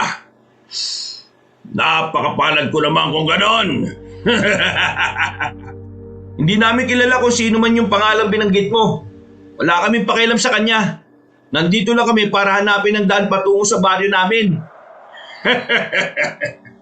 Huwag na kayong magkaila. Naamoy ko ang halimuyag ng dugo ninyo. Salamat sa mga alagad ko. Dinala nila kayo rito. Hindi na ako mahihirapan pang hanapin kayo. Ano ba talagang kailangan mo sa amin? Hindi kami ang hinahanap mo. Pakawala mo na kami at hayaan makauwi na. Hayaan mo kami makauwi at kakalimutan namin ang ginawa mo sa amin. Kung hindi, mapipilitan kami lumaban sa'yo. Ha! Kayo! Lalaban sa akin! Nagbibiro ba kayo, ha? Hindi! At kung inakala mo na natatakot kami sa katulad mo, hindi! Kaya ka namin ibalik sa pinanggalingan mo, no? Sa ilalim ng lupa. Hindi nyo yata kilala ang kaharap ninyo. Ako si Makasangkad. Mula ako sa lahi ng mga Harimodon at Muwa. Isa akong tagimalom. Kayo, mga simpleng tao lang. Pagkain lang ang tingin ko sa inyo. Dahil nakalutang sa ere ang aswang, lumapag siya sa lupa. Umangil yun at ibinuka ang bunganga niya. Hindi naman natinag ang magkapatid. Nanatili sila sa kinatatayuan nila at naganda para sa susunod na gagawin ng kabakungan. Sa isang pakisap ng mga mata nila, nakarating na sa tapat nila si Makasangkad. Tatagay na sana yun ni Diego, pero nagawa siyang sakali ng nilalang. Kasunod nito, tinabig niya si Ige na naging rason para tumilapon ng binatilyo. Nabahala pa ang binata roon nang makita niyang nawala ng malay ang nakababatang kapatid niya. Dahil hindi gaanong maigpit ang pagkakasakal ng kabukangan sa kanya, nagawa pa rin makapagsalita ni Diego. Hayop ka! Ano ginawa mo sa kapatid ko? Magpabayad ka, aswang! Kaya pala malakas ang loob ninyo. Nasa inyo palang anting-anting ko. Ang pangil ng halimaw na manalintad. Anong anting-anting mo? Hindi ikaw nagmamay-ari nito, no? At sino naman sa palagay mo? Si Buyong Dumaraog? Ha? Para ipaalam ko sa inyo, kinuha lang niya sa akin ang 2 pangil na yan. Ninakaw niya. At ako ang totoong nagmamay-ari niyan. Sige, kung totoong ikaw nagmamay-ari nito, kunin mo sa amin ni Ige. Yan ay kung makakaya mo. Pakawala mo ako. At tingnan natin kung talagang karapat-dapat ka rito. Hindi ako tanga para gawin yan. Papatay ko kayong 2 para malaya kung kunin ang bagay na dapat para sa akin. Yan ay kung hayaan kita. Kapag dumating dito si Buyong Dumaraog, ikaw ang papatayin niya. Papatayin? Kung talagang kaya niyang gawin yan, matagal niya na sanang ginawa. Pero mahina siya. Naisan lang niya ako. Kaya nakuha niyang 2 anting-anting ko. Dahil nakatitig sa mukha ni Diego ang aswang, nagkaroon ng pagkakataon ng binata para iangat ang paa niya. Nagmagawa na niya ito. Walang pagdadalawang isip niyang tinadyakan sa dibdibang nilalang. Hindi inaasahan ni Makasangkad na gagawin yun ng binata. Nakawala si Diego mula sa pagkakasakal niya. Pagkabagsak sa lupa ng binata, agad niyang dinampot ang itak niya. Lalapitan pa sana niya si Makasangkad pero lumundag ang kabakungan papunta kay Ige. Dahil dito, patakbong lumapit doon si Diego at buong lakas na tinaga si Makasangkad sa likod. Napaangil ang nilalang at agad na napasapo sa likod niya. Nakakatawang binata. Ano akala mo sa akin? Mapapatay mo gamit ang itak na yan? Nagkakamali ka! Umalis ka sa tabi ng kapatid ko. Tayong 2 maglaban. Huwag kang maging duwag, Makasangkad. Talagang hinahamon mo ako, ha? Sige, pagbibigyan kita. Pero bago kita harapin, hayaan mo muna akong patayin ang kapatid mong ito. Kuya, tulong. Hindi ako makahinga at makapagsalita dahil sa pagkakasakal niya sa akin. Hindi mo talaga titigilan si Ige, ha? Sige, tignan natin kung saan ka dadalhin ang ipinagmamalaki mong kapangyarihan.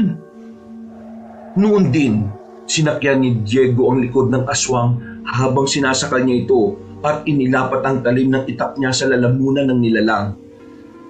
Napatawa ang kabakungan, kaya mas idinin pa niya ang itak niya. Napailing ang binata nang mapagtanto niyang hindi man lang natitinag si Makasangkad. Sa hindi niya inaasahang pagkakataon, ibiniti ng nilalang si Ige. At siya na may hinawakan ito sa buhok at ibinagsak sa lupa. Matapos yun, sinakal din siya ng aswang at kagaya ni Ige, ibinitin din siya nito sa ere.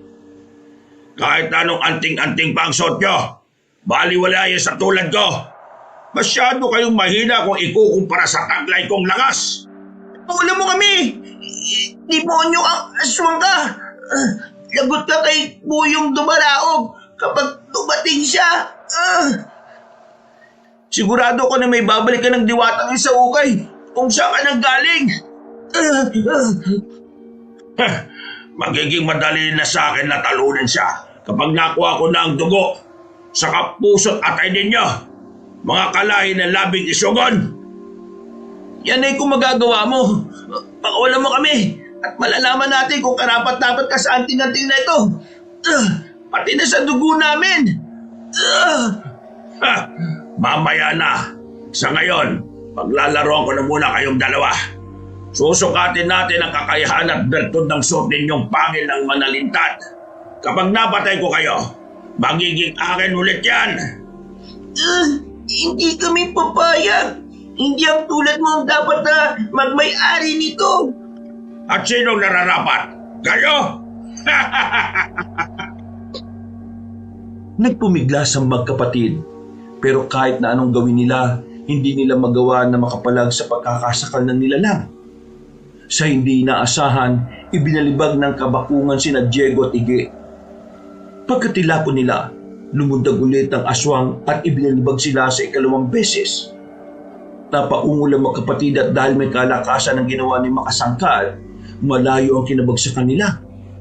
Ramdam ni na Ige at Diego ang pananakit ng katawan.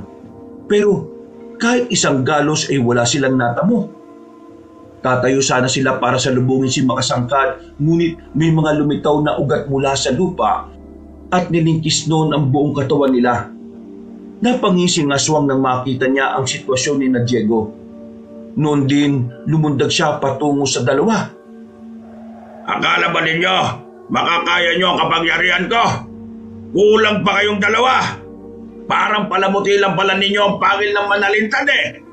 Kahit na ano pang sabihin mo, mahina ka pa rin. Umaasa ka lang sa kapangyarihang itim mo. Pero kung pisikal na lakas, wala ka naman eh. Ganyan na nga ang sitwasyon ninyo. Nag-aangas-angasan pa kayo. Wala naman kayo may pagmamalaki ah. Kahit ang ama ninyo, napatay na ng mga alagad ko. Anong sabi mo? Ulitin mo nga sinabi mo. Pinatay niyo si tatay. Oo. Hindi ko naman siya magagaya kung hindi naman siya napatay eh. Ano? Galit na ba kayo niyan? Sige, magpumiglas kayo. Ayop ka. Kami lang ang kailangan mo. Pero bakit mo dinamay si tatay? Magbabayad ka sa ginawa mo. Rico! Kuya, ang sakit! Tignan niyo ang sarili ninyo. Konting pigalang ng mga ugat. Para kayo mga dagang naipit. Sige, mas magagandahin natin ang laro. Ikinumpas ni Makasangkay ang kamay niya at sa isang pagkisap ng mga mata ng magkapatid, binalot ang kulay itim na liwanag ang kanilang katawan. Habang tumatagal sila sa ganong sitwasyon, naramdaman nila ang unti-unti nilang panghihina. Nang mapansin ni Diego na umiinit ang suot nilang anting-anting, hindi siya nawala ng pag-asa.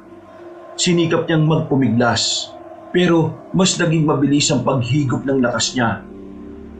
Napalingon pa siya kay Ige at nabahala nang makita niyang nawala na ng malay ang kapatid niya. Noon din, napansin niyang nagdidilim na rin ang paningin niya. Bago rin siya nawala ng uliran, may nakita siyang nakasisilaw na liwanag na lumitaw sa bandang likuran ni Makasangkad. Hindi niya alam kung ilang minuto o oras siyang nawala ng malay. Nagising na lang siya na maluwag na ang pagkakalingkis ng mga ugat sa katawan nila. Ige, pwede na tayong makaalis sa sitwasyong ito. Hindi na masikip ang pagkakapulupot ng mga ugat sa atin. Wala na rin ang maitim na liwanag na bumalot sa atin kanina. Oo nga kuya. Sige, talagan na natin ang sarili natin. Teka, tinan mo si Makasangkad. May kalaban siya. Si Buyong Dumaraog yan. Hindi niya tayo binigo, Ige. Nandito siya. Siguradong ililigtas niya tayo. Makakauwi na tayo sa bahay natin. Kuya, totoo kayang sinabi ni Kabakungan sa atin? Patay na raw si Tatay Armando. Hindi totoo yan. Hindi ako naniniwalang patay na siya. Baka sinabi lang ng aswang yun para panghinaan tayo ng loob. Sa bagay kuya, posible rin naman yung sinabi mong yan. Ige, parang kailangan ni Buyong Dumaraog ang tulong natin ah. Dito ka lang, pupuntahan ko sila. At ang matulungan ko ang Diwata. Kailangan matalo si Makasangkad para wala nang maging banta sa atin. Tutulong rin ako kuya. Baka kailangan niya ng dagdag na kakampi. Huwag na, baka kumapano ka pa eh. Kailangan ligtas tayo makaalis dito. Ako lang ang tutulong kay Buyong Dumaraog. Hindi na pinakinggan pa ni Diego ang sinabi ng nakababatang kapatid niya. Noon din, tumakbo siya para lumapit sa dalawang naglalaban. Napangiti na lang siya nang makita niya sa lupa ang itak niya. Dinampot niya ito at nang makita niyang nakatalikod sa kanya ang aswang, tumakbo siya para bumwelo at nang medyo malapit na siya, lumundag siya sabay taga sa batok ni Makasangkad. Yan! Patraidor kang gumalaw, binata! Pagbabayaran mo ang ginawa mo sa akin! Ikaw ang magbabayad sa mga ginawa mo. Marami kang pinatay na babaylan dati para lang mas maging makapangyarihan ka. Ngayong nagkaharap na tayo, sisiguraduhin ko na hindi ka na muling mabubuhay pa. Buyong Dumaraog, hindi po siya tinatablan ng itak ko eh. Anong gagawin ko para masugatan siya? Dugo ng isang diwata. Kailangan mapatakan niya ng dugo ko. Halika rito, lumapit ka sa akin. At anong akala nyo? Papayagan ko makalapit ka sa kanya? Nagkakamali ka, binata! Buyong! Demonyo kang aswang ka! Makawalan mo ang binata at ako na lang ang kalabanin mo! Napangisi si Makasangkad at noon din, ibinalibag niya si Diego. Nakaramdam naman ng ibang puwersang binata at bago pa man siya makalapag sa lupa, nakita niyang may nakatayo na isang lalaking nakasuot ng pangbaylan na kasuotan. Napalunok siya ng laway nang makita niyang sumenyas yun na animoy binabasbasan silang dalawa ni Ige. Agad siyang napaisip na marahil yun na si Labing Isugon. Napangiti na lang si Diego nang mapansin niyang nagawa niyang ibalanse ang katawan niya at hindi siya nabuwal. Lalapitan sana niyang lalaking baylan pero naglaho ito sa kanyang paningin. Walang ano-ano, lumapit si Ige sa kanya. Nakita mo rin siya kuya? Oo, at palagay ko, binasbasan niya tayo. Sandali, tingnan mo sina Makasangkad at Buyong Dumaraog. Nakikipagpambuno sila. At ang bawat isa sa kanila, pinipilit na matalo ang kalaban nila. Kuya, mukhang ginagamitan ni Makasangkad ng itim na kapangyarihan ng Diwata. Tingnan mo oh, parang hindi siya makagalaw ng maayos. Ayan, naibabawan na niya si Buyong Dumaraog. Dito maaari. Tara na! Tulungan natin ang Diwata. Kailangan matalo si Makasangkad at makauwi na tayo sa bahay natin. Sige, ngayon tutulong na rin ako para matapos na to. Patakbong umatake ang magkapatid sa aswang. Agad namang umalis sa ibabaw ni Buyong Dumaraog si Makasangkad at tinarap ang dalawa. Sa isang pakisap na mga mata ni na Diego, inatake sila ng Kabakungan. Nagulat pa sila dahil sa kakaibang liksi nito. Pero kahit na mabilis ang pagsugod sa kanila ni Makasangkad, naiilagan nila ito. Nasa kalagitnaan sila ng pakikipaglaban nang umatake rin si Buyong Dumaraog sa aswang.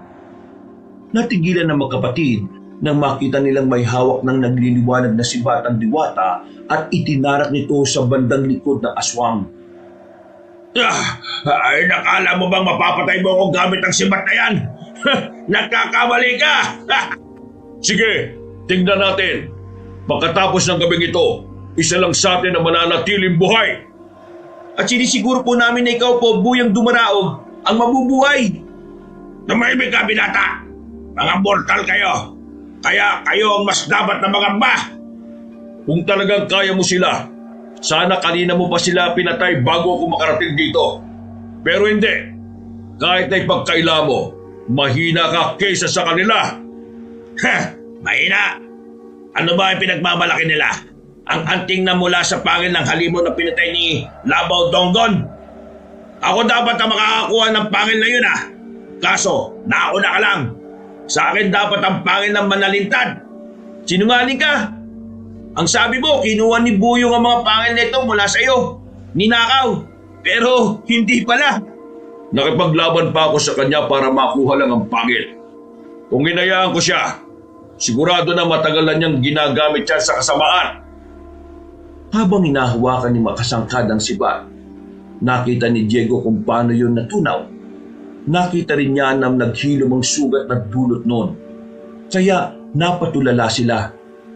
Napailing naman ng diwata at noon din sinubukan niyang ibalibag ang aswang. Tumilapon si Makasangkad pero nang bumangon ito, nakita nilang nagbago siya ng anyo. Naging isang makisig na aswang siya. Ang balat niya ay naging katulad ng sabayawak. Nagkaroon siya ng buntot at ang kanyang likuran ay nagkaroon ng palikpik. Kapansin-pansin din ng nandidilit niyang mga mata na tulad ng mga nilalang na muha. Nakatayo lang siya at nag-aabang sa susunod na gagawin ng tatlo. Ang mga pangil ng Manalintad, ihanda nyo. Yan ang gagamitin natin laban sa nilalang na yan. Nasa tunay na niyang anyo ang kabakungan. At siguradong napakalakas niya. Ano pong gagawin natin? Ako ang unang aatake. Kapag may pagkakataon, lapitan niyo siya. Pero bago yon, kunin niyo ang kwintas niyo at putulin ang tali. Magugulat na lang kayo. Magiging malaking pangil yan. Gagamitin niyo para itarak sa ulo at puso ni Makasangkad. Sige po. Ige, mas mabuti siguro kung ubarin na natin ang anting-anting para nakahanda na tayo. Sige kuya. Oh, eto na. Naubot ko na yung sa akin. Sige na, mag-antabay kayo. Ang sinabi ko, sundin niyo kagad. Kailangan hindi na makapalagpa ang aswang na yan. Kapag nagawa na natin siyang patayin, ihahatid ko na kayo pauwi. Opo, ayan na siya. Parang atake siya rito sa atin. Ako nang bala sa kanya. Hindi siya magtatagumpay sa kagustuhan niya. Mag-iingat po kayo, Buyong Dumaraog. Siya ang dapat na mag-ingat sa akin. Wala akong kamatayan. Nang umangil si Makasangkad, sumugod sa kanyang kinaroroonan si Buyong Dumaraog. Itinuon ni Naigi at Diego ang atensyon nila roon hanggang sa makita nila kung paano makipagpambuno sa isa't isa sina Makasangkad at ang diwatang kakampi ng magkapatid. Nasa kalagitnaan sila ng pakikipaglaban nang makita nilang inibabawan ng kabangkungan si Buyong Dumaraog. Lalapitan na sana ni Diego yun, ngunit napangangasilan nang makita kung paano tumilapon ang aswang nang ibalibag siya ng diwata. Agad naman lumapit si Buyong Dumaraog kay Makasangkad at ilang beses itong pinagsusuntok at ibinalibag. Ilang sandali na lang, matatalo na ni Buyong Dumaraog ang aswang na yan. Kaya sinabi niyang lalapit tayo ron para isagawa ang plano. Gagawin kaagad natin, Ige. Sige kuya, nakantabay lang naman. Ha? Teka, mukhang nabaliktad ang sitwasyon nila. Si Buyong Dumaraog na ang nasa ilalim. Hindi maaari. Tingnan mo, Ige. Parang hinihigop ng kabakungan ng lakas at kapangyarihan niya. Dito ka lang. Lalapitan ko sila at pipigilan si Makasangkad sa pinaplano niya. Hindi, sasama ako sa iyo, kuya. Kung ganon, tayo na.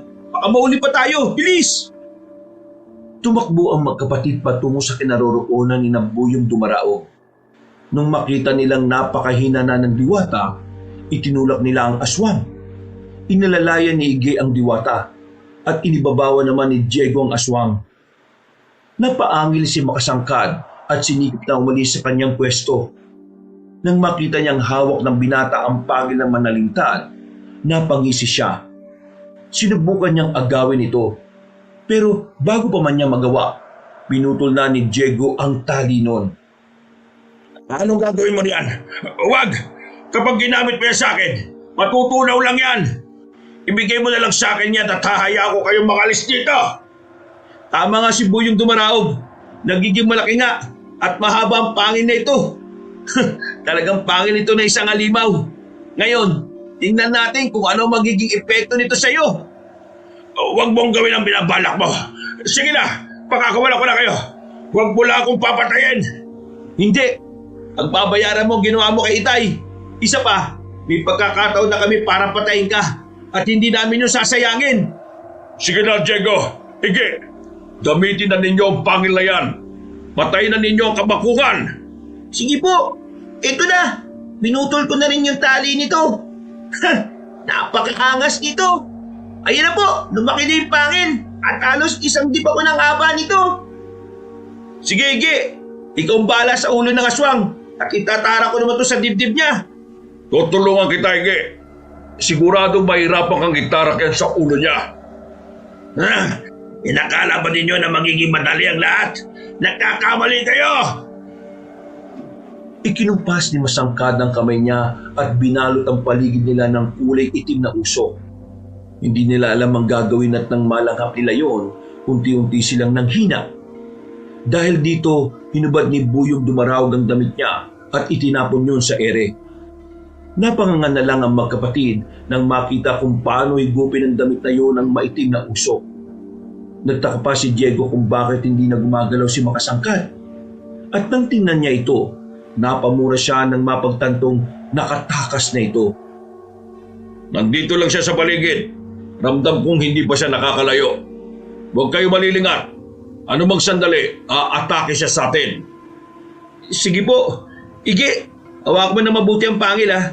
Kapag sumugod siya sa atin, isasalubong natin to sa kanya. Tingnan niyo ang bandang silangan. May gumagalaw ron. Sigurado na siya yan. Sandali lang at pupuntahan ko yan. Malakas ang kutob ko na siya yan eh. Mag-iingat kayo, Buyong Dumaraog. Huwag kayo mag-alala. Hindi niya ako mapapansin kagad. Basta, huwag niyong iwawala ang titig niyo dyan. Sige po, pag-aantabay na lang kami. At kung kailangan niyo ng tulong, susugod kami kagad. Noon din, mabilis na lumapit si Buyong Dumaraog sa bahagi kung saan niya naaninag ang nilalang na gumagalaw. Nang nandun na siya, nakarinig si Diego ng sunod-sunod na pag-angit. Agad nilang naisip na baka nasa alanganing sitwasyon ng diwata. Pero nang makita nilang tumilapon si Makasangkad, pareho silang napangiti. Bago pa man makatayo ang aswang, nilapitan na siya ni Buyong Dumaraog at buong lakas na tinadyakan sa tiyan. Ikinumpas ng diwata ang kamay niya at nang itinuro niya si Makasangkad, napahiyaw ng malakas ang nilalang. Mukhang malapit na matalo ang aswang. Tayo na at kailangan ng tuluyang mapatay ang nilalang na yan. Ang pangil naman na lintad. Ako na ang bahalang umawak, Ige. Ito, Kuya Diego. Tara na. At baka kailangan na tayo ni Buyong Dumaraog. Talagang kailangan niya tayo. Tingnan mo oh, sumisenyas na siyang lumapit tayo ron. Katapusan na ng aswang na yan. Hindi ako papayag na makatakas pa siya. Diego, Ige, lumapit pa kayo rito. Alam na ninyo ang gagawin nyo sa nilalang na nasa ilalim ko. Opo, Buyong Dumaraog. Hawak ko ng dalawang pangil. Huwag niyong ituloy. Kahit ano gagawin ko, huwag lang ninyo akong patayin. Sige, aalis na ako sa lugar na ito at pupunta sa pinakamalayong bundok. Hayaan niyo lang ako mabuhay. Hindi. Sige, lumabang ka, Makasangkad. Magpumiglas ka na at nang makalis ka sa ilalim ko. Lumabang ka sa akin. Alam ko ang plano ninyo. Kapag lalaban ako, mas mamadali ninyo ang kamatayan ko. Hindi pwede.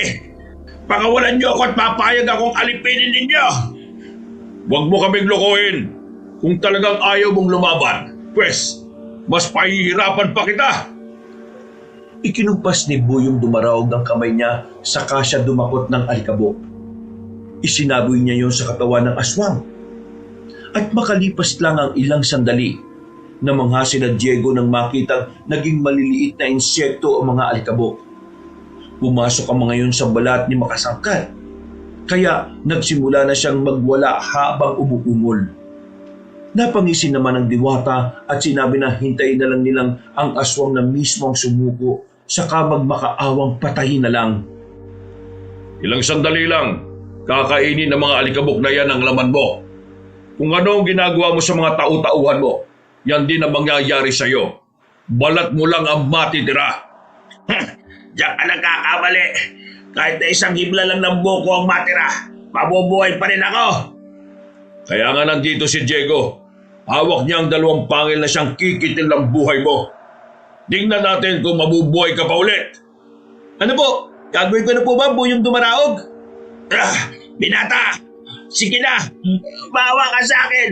Kapag inaya mo ako mabuhay, magiging magkaibigan tayo. Hayaan ko kayong makalis dito. Bubuhayin natin ang tatay ninyo. Huwag kang maniwala sa kanya, Diego. Nilalasi ka lang ng aswang na yan. Paano po si tatay? Paano po kung patay na talaga siya? Walang ibang makakatulong sa inyo. Kung hindi ako lang, sige na. Hayaan niyo akong makaligtas. Ayaw mo talagang tumigil sa pagdaldal, ha? Sige, tingnan natin kung ano pa ang magagawa mo. Muling dumakot ng alikabok si Buyong Dumaraog. Isinaboy niya yun sa bibig ni Makasangkad at napaungol na lang ang aswang nang nabuhay ang alikabok at kinain noon ang dila ng nilalang. Dahil hindi na rin makagalaw si Makasangkad, sinabihan ni Buyong Dumaraog ang binata na itarak na sa dibdib at ulo ng kabangkungan ang hawak niyang pangil. Gawa ng malaki at mahaba ang pangil, unang itinarak yun ni Diego sa dibdib ng aswang. Kasunod nito, hinawakan niya rin ang isang pangil at tumugot ng lakas para magawa niyang itarak yun sa ulo ng nilalang. Napamulagat na lang ang mga mata ni Makasangkad at kasunod noon, tuluyan na siyang binawian ng buhay. Yan ang dapat sa kanya. Ngayon, siguradong lalamunin na siya ng lupa. Sige na, Diego. Kunin mo ng 2 pangil at ibalik ang isa kay Ige. Sige po, pero hindi na po ba mabubuhay ang aswang na yan? Baka po kasi bigla siyang bumangon eh. Hindi na. Durog na ang mga laman at buto niya. Kung mabubuhay man siya, magmimistula na lang siyang puppet. Walang kakayahan at madali na lang kung iligpit. Paano naman po babalik sa dati niyang laki yung pangil na yan? Hindi namin niya makukwintas kung kanyang kalaki. Halos kasing taas ko na yan Buyong Dumaraog. Sige, ganito. Bubulungan ko na muna yan para bumalik sa dati niyang laki. Nang sa gayon, may kukwintas niyo ulit yan. Sige po, maraming salamat Buyong Dumaraog. Nang bumalik ito sa dating laki, muling ikinuwintas ng magkapatid ang pangil ng halimaw na manalintat.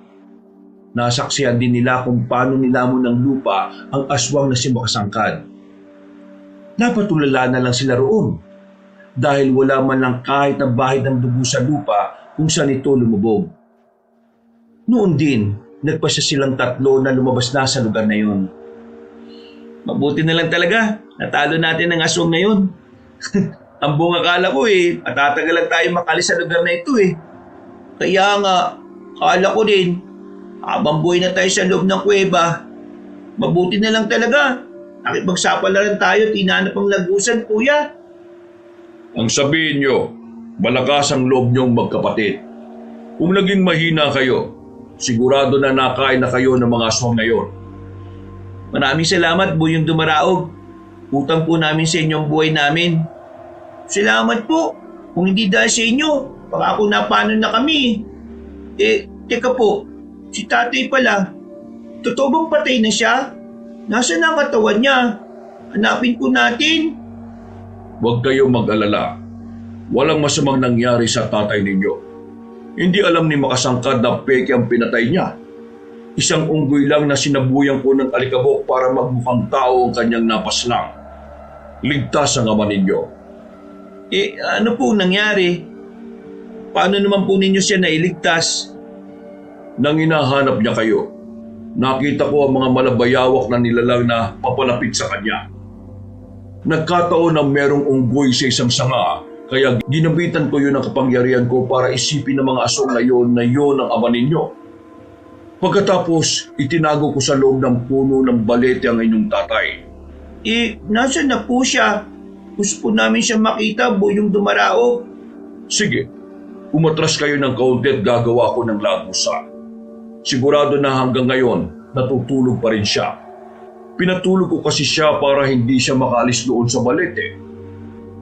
Nang makatras na sila, ikinumpas ni Buyong Dumaraog ang kamay niya. Ilang sandali lang, lumitaw sa harapan nila ang liwanag.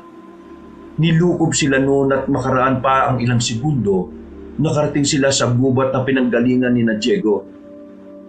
Napagtanto nila na nang mahulog sila sa kuweba, nakarating na sila sa mundo ng kabakungan. Nagsimula na silang maglakad papunta sa sinasabing puno ng balete ni Buyong Dumaraog. Malayo pa lang, nakita na nila ang puno at si Mang Armando na nakadikit ang katawan sa naturang puno. Binalot siya ng maliliit na ugat noon at hanggang sa mga oras na yun, natutulog pa rin siya. Paano po magigising si Tatay Buyong Dumaraog? O nga po, sandali, susubukan ko siyang yugyugin. Wag. Sandali lang at kukunin ko mga ugat na nakapundupot sa katawan niya. Kapag wala na yan, siguradong magigising din naman siya kaagad. Ayan na po. Nawawala na po yung mga ugat ng balete. Nagigising na rin po si Tatay. Salamat po ng marami, Buyong Dumaraog. Ngayong nakatakas na kayo mula sa kuweba at sigurado na akong ligtas kayo, tapos na rin ang misyon ko sa inyo. Lapitan na ninyo ang tatay nyo at alalayan. Kapag tinanong niya kayo kung ano nangyari sa kanya, huwag na lang ninyong sabihin ang patungkol sa akin. Kung yan ang gusto niyo po, sige, yan po masusunod. Maraming salamat, Buyong Dumaraog. Hindi nga lang po namin alam kung paano kayo pasasalamatan. Mag-alay kayo para sa ninuno niyong si Labing Isugon, para kahit papaano ay masisiyahan siya. Yan lang, sapat na para sa kanya. Kung ganon, sige po, gagawin namin yan. Saktong pagkatitig ni Mang Armando sa kanilang direksyon, naglaho na rin si Buyong Dumaraog. Minabuti ng magkapatid na alalayan ng kanilang ama na animoy hindi alam kung ano ang nangyari. Nagtanong pa siya kung saan sila at kung nasaan ang nanay nila. Alam ni Diego na walang masyadong maalala ang tatay nila dahil sa nangyari. Kaya ipinaliwanag nila ang lahat. Diyos ko, mabuti't hindi kayo napahabak. Tama, naalala ko na. Ang huling natatandaan ko may papasugod sa akin ng mga malangbayawak na nilalang. Mga tauhan po sila ng aswang ng kabakungan. Mabuti na nga lang po at nakaligtas kami. Nahulog po kami at aksidenteng nakulong sa kuwebe. Salamat naman sa Diyos at walang masamang nangyari sa inyo. Hindi ko alam kung anong gagawin ko kung may masamang nangyari. Maswerte nga lang po kasi kami. May tumulong sa amin. Alam niyo, Itay, hindi ka maniniwalang tinulungan kami ng isang... Bakit bigla ka natigilan, Ige? May itinatago ba kayo sa akin? May diwata po kasing tumulong sa amin, Tay. Lalaki po siya. At ayon sa kanya, gabay raw po siya ng isang ninuno natin na nagngangalang Labing Isugon. Labing Isugon? Teka, pamilyar nga sa akin ang pangalan na yan. Kung hindi ako nagkakamali, nabanggit yan dati ng lolo ko sa akin. Ayon sa kanya, lolo raw niya yon. Isa raw po siyang babay lang manunugis ng aswang, Itay. Base sa kwento ni lolo, oo. Pero matagal ng panahon yun Hindi ko na nga siya naabutan siya nga pala. Ano nga ang pangalan ng diwata? At anong sinabi niya bago siya umalis? Buyong Dumaraog po. At ang sabi niya po, Itay, mag-alay po tayo para sa kaluluwa ni Labing Isugon.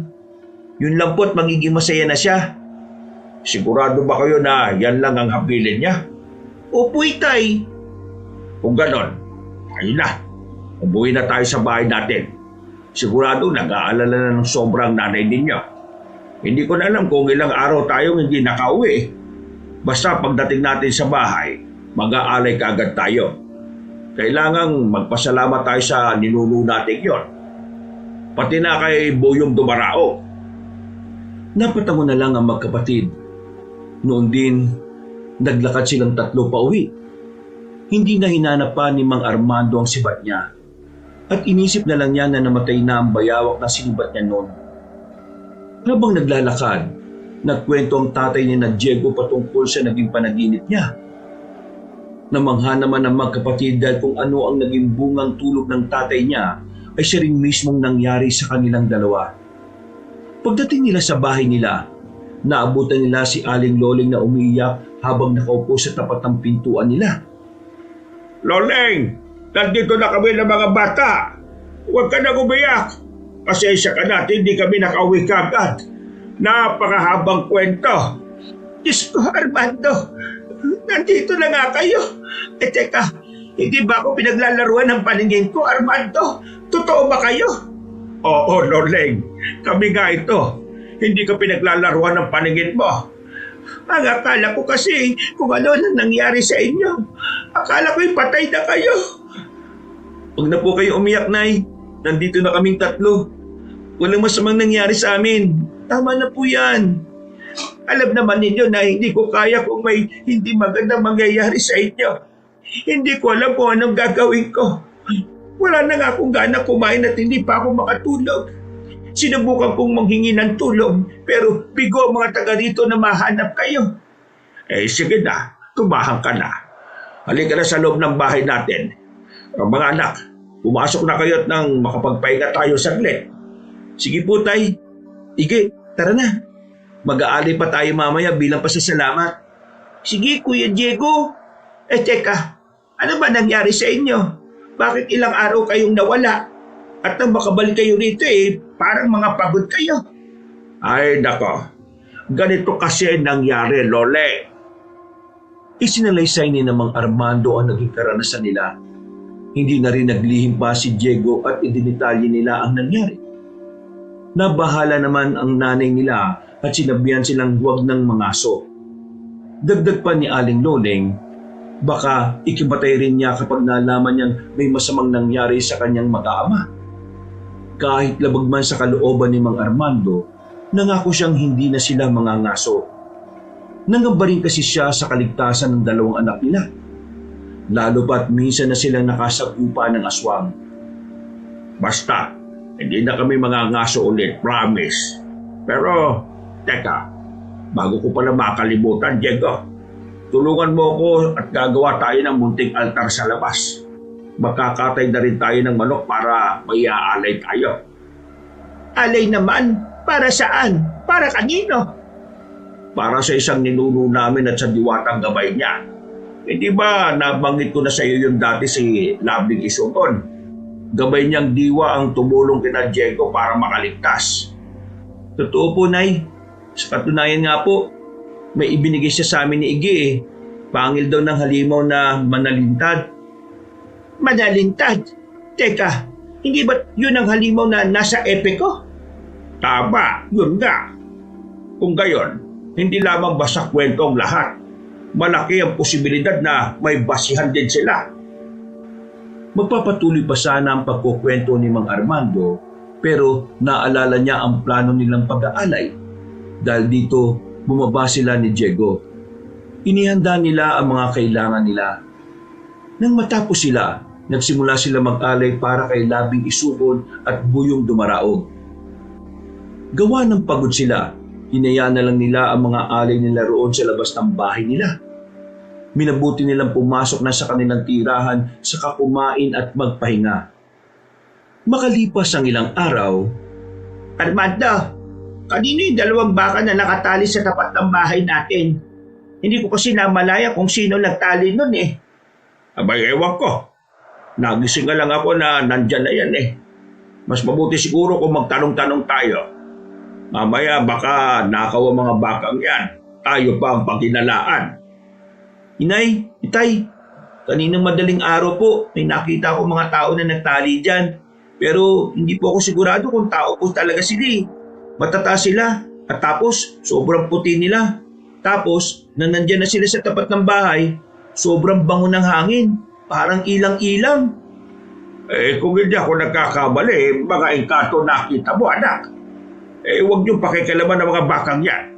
Mamaya baka kung ano pa yung kapalit yan Paano naman po kung bigay pala yan ni Buyong Dumaraog? Baka biyaya yan mula sa kanila at gusto nilang alagaan natin yan. May punto naman ang anak mo, Armando. Baka nga galing yan sa kanila. Malay natin, yan na pala yung makakapag-ahon sa atin sa kahirapan. Ay bahala kayo. Pero mas mabuti kung magtanong-tanong na muna tayo sa mga kanayon natin. Kailangan masiguro muna natin na walang nagmamay-ari niyan.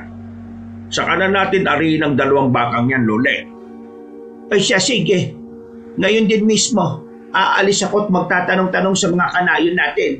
Basta, kung walang nagmamay-ari sa 2 hayop na yan, magiging sa atin yan, ha? Nang makaalis na si Aling Loleng, bumaba na rin si Mang Armando at ang magkapatid.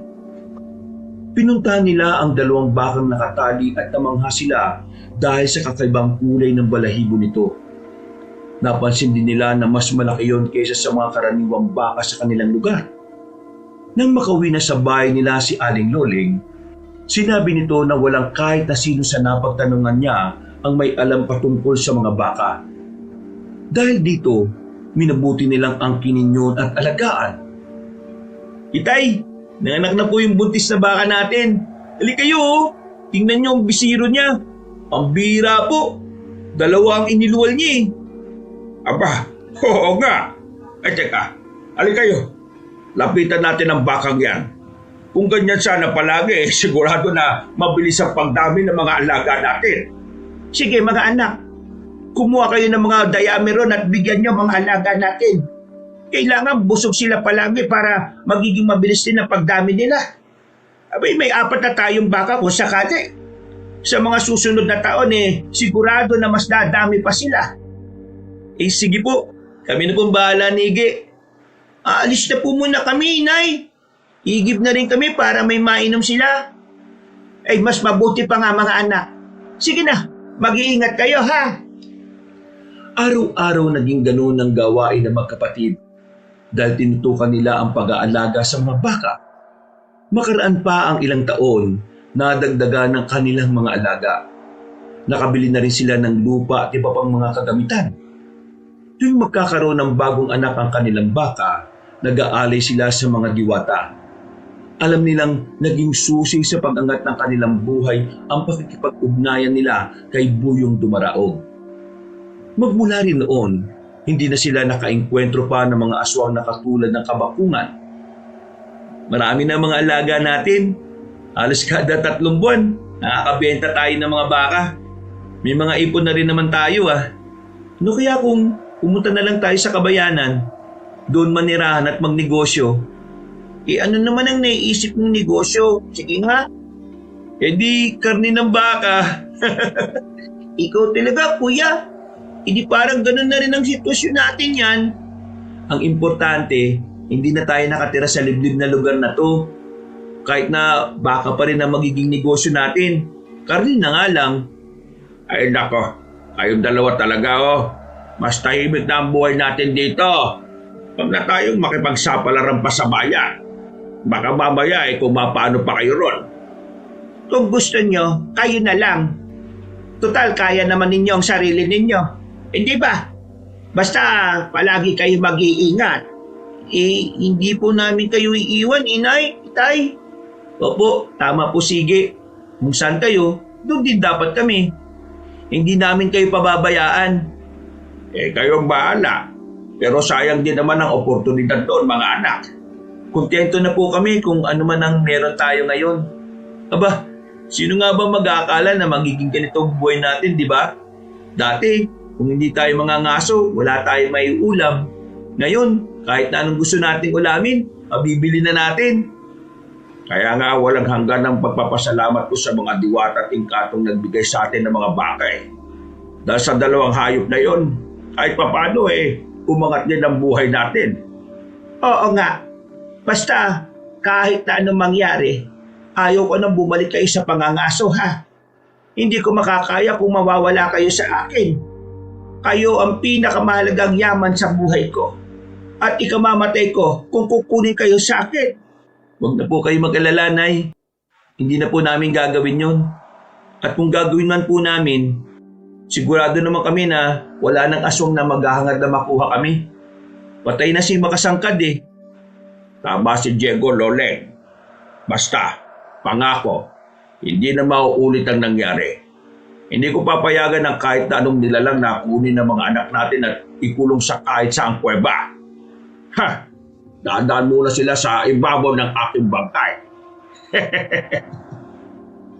Mga kabangers, mga kayanggaw, si Kabanong po uli. Naku, maraming salamat po sa pagsubaybay ng ating kwento. Siya nga pala, pagkatapos po nito, kung medyo nabitin kayo, dumalaw naman kayo sa isa pa nating channel, yung Pamela Clamil. Opo, ako po ang narrator doon as si Lolo Pael. Minsan, ako as Kabanong. Magaganda rin po ang mga kwento doon. Kaya sana po pakinggan nyo at huwag nyo pong kalimutan na mag-subscribe rin ha. Kasi konti pala po mga subscriber doon Tapos, mag-comment rin kayo at mag-like. Maganda rin po kung isi-share nyo rin po yung kwento. So hanggang sa muli, magkita-kita ulit tayo. Ito ulit si Kabanan na nagsasabing, we love you all! Wakas!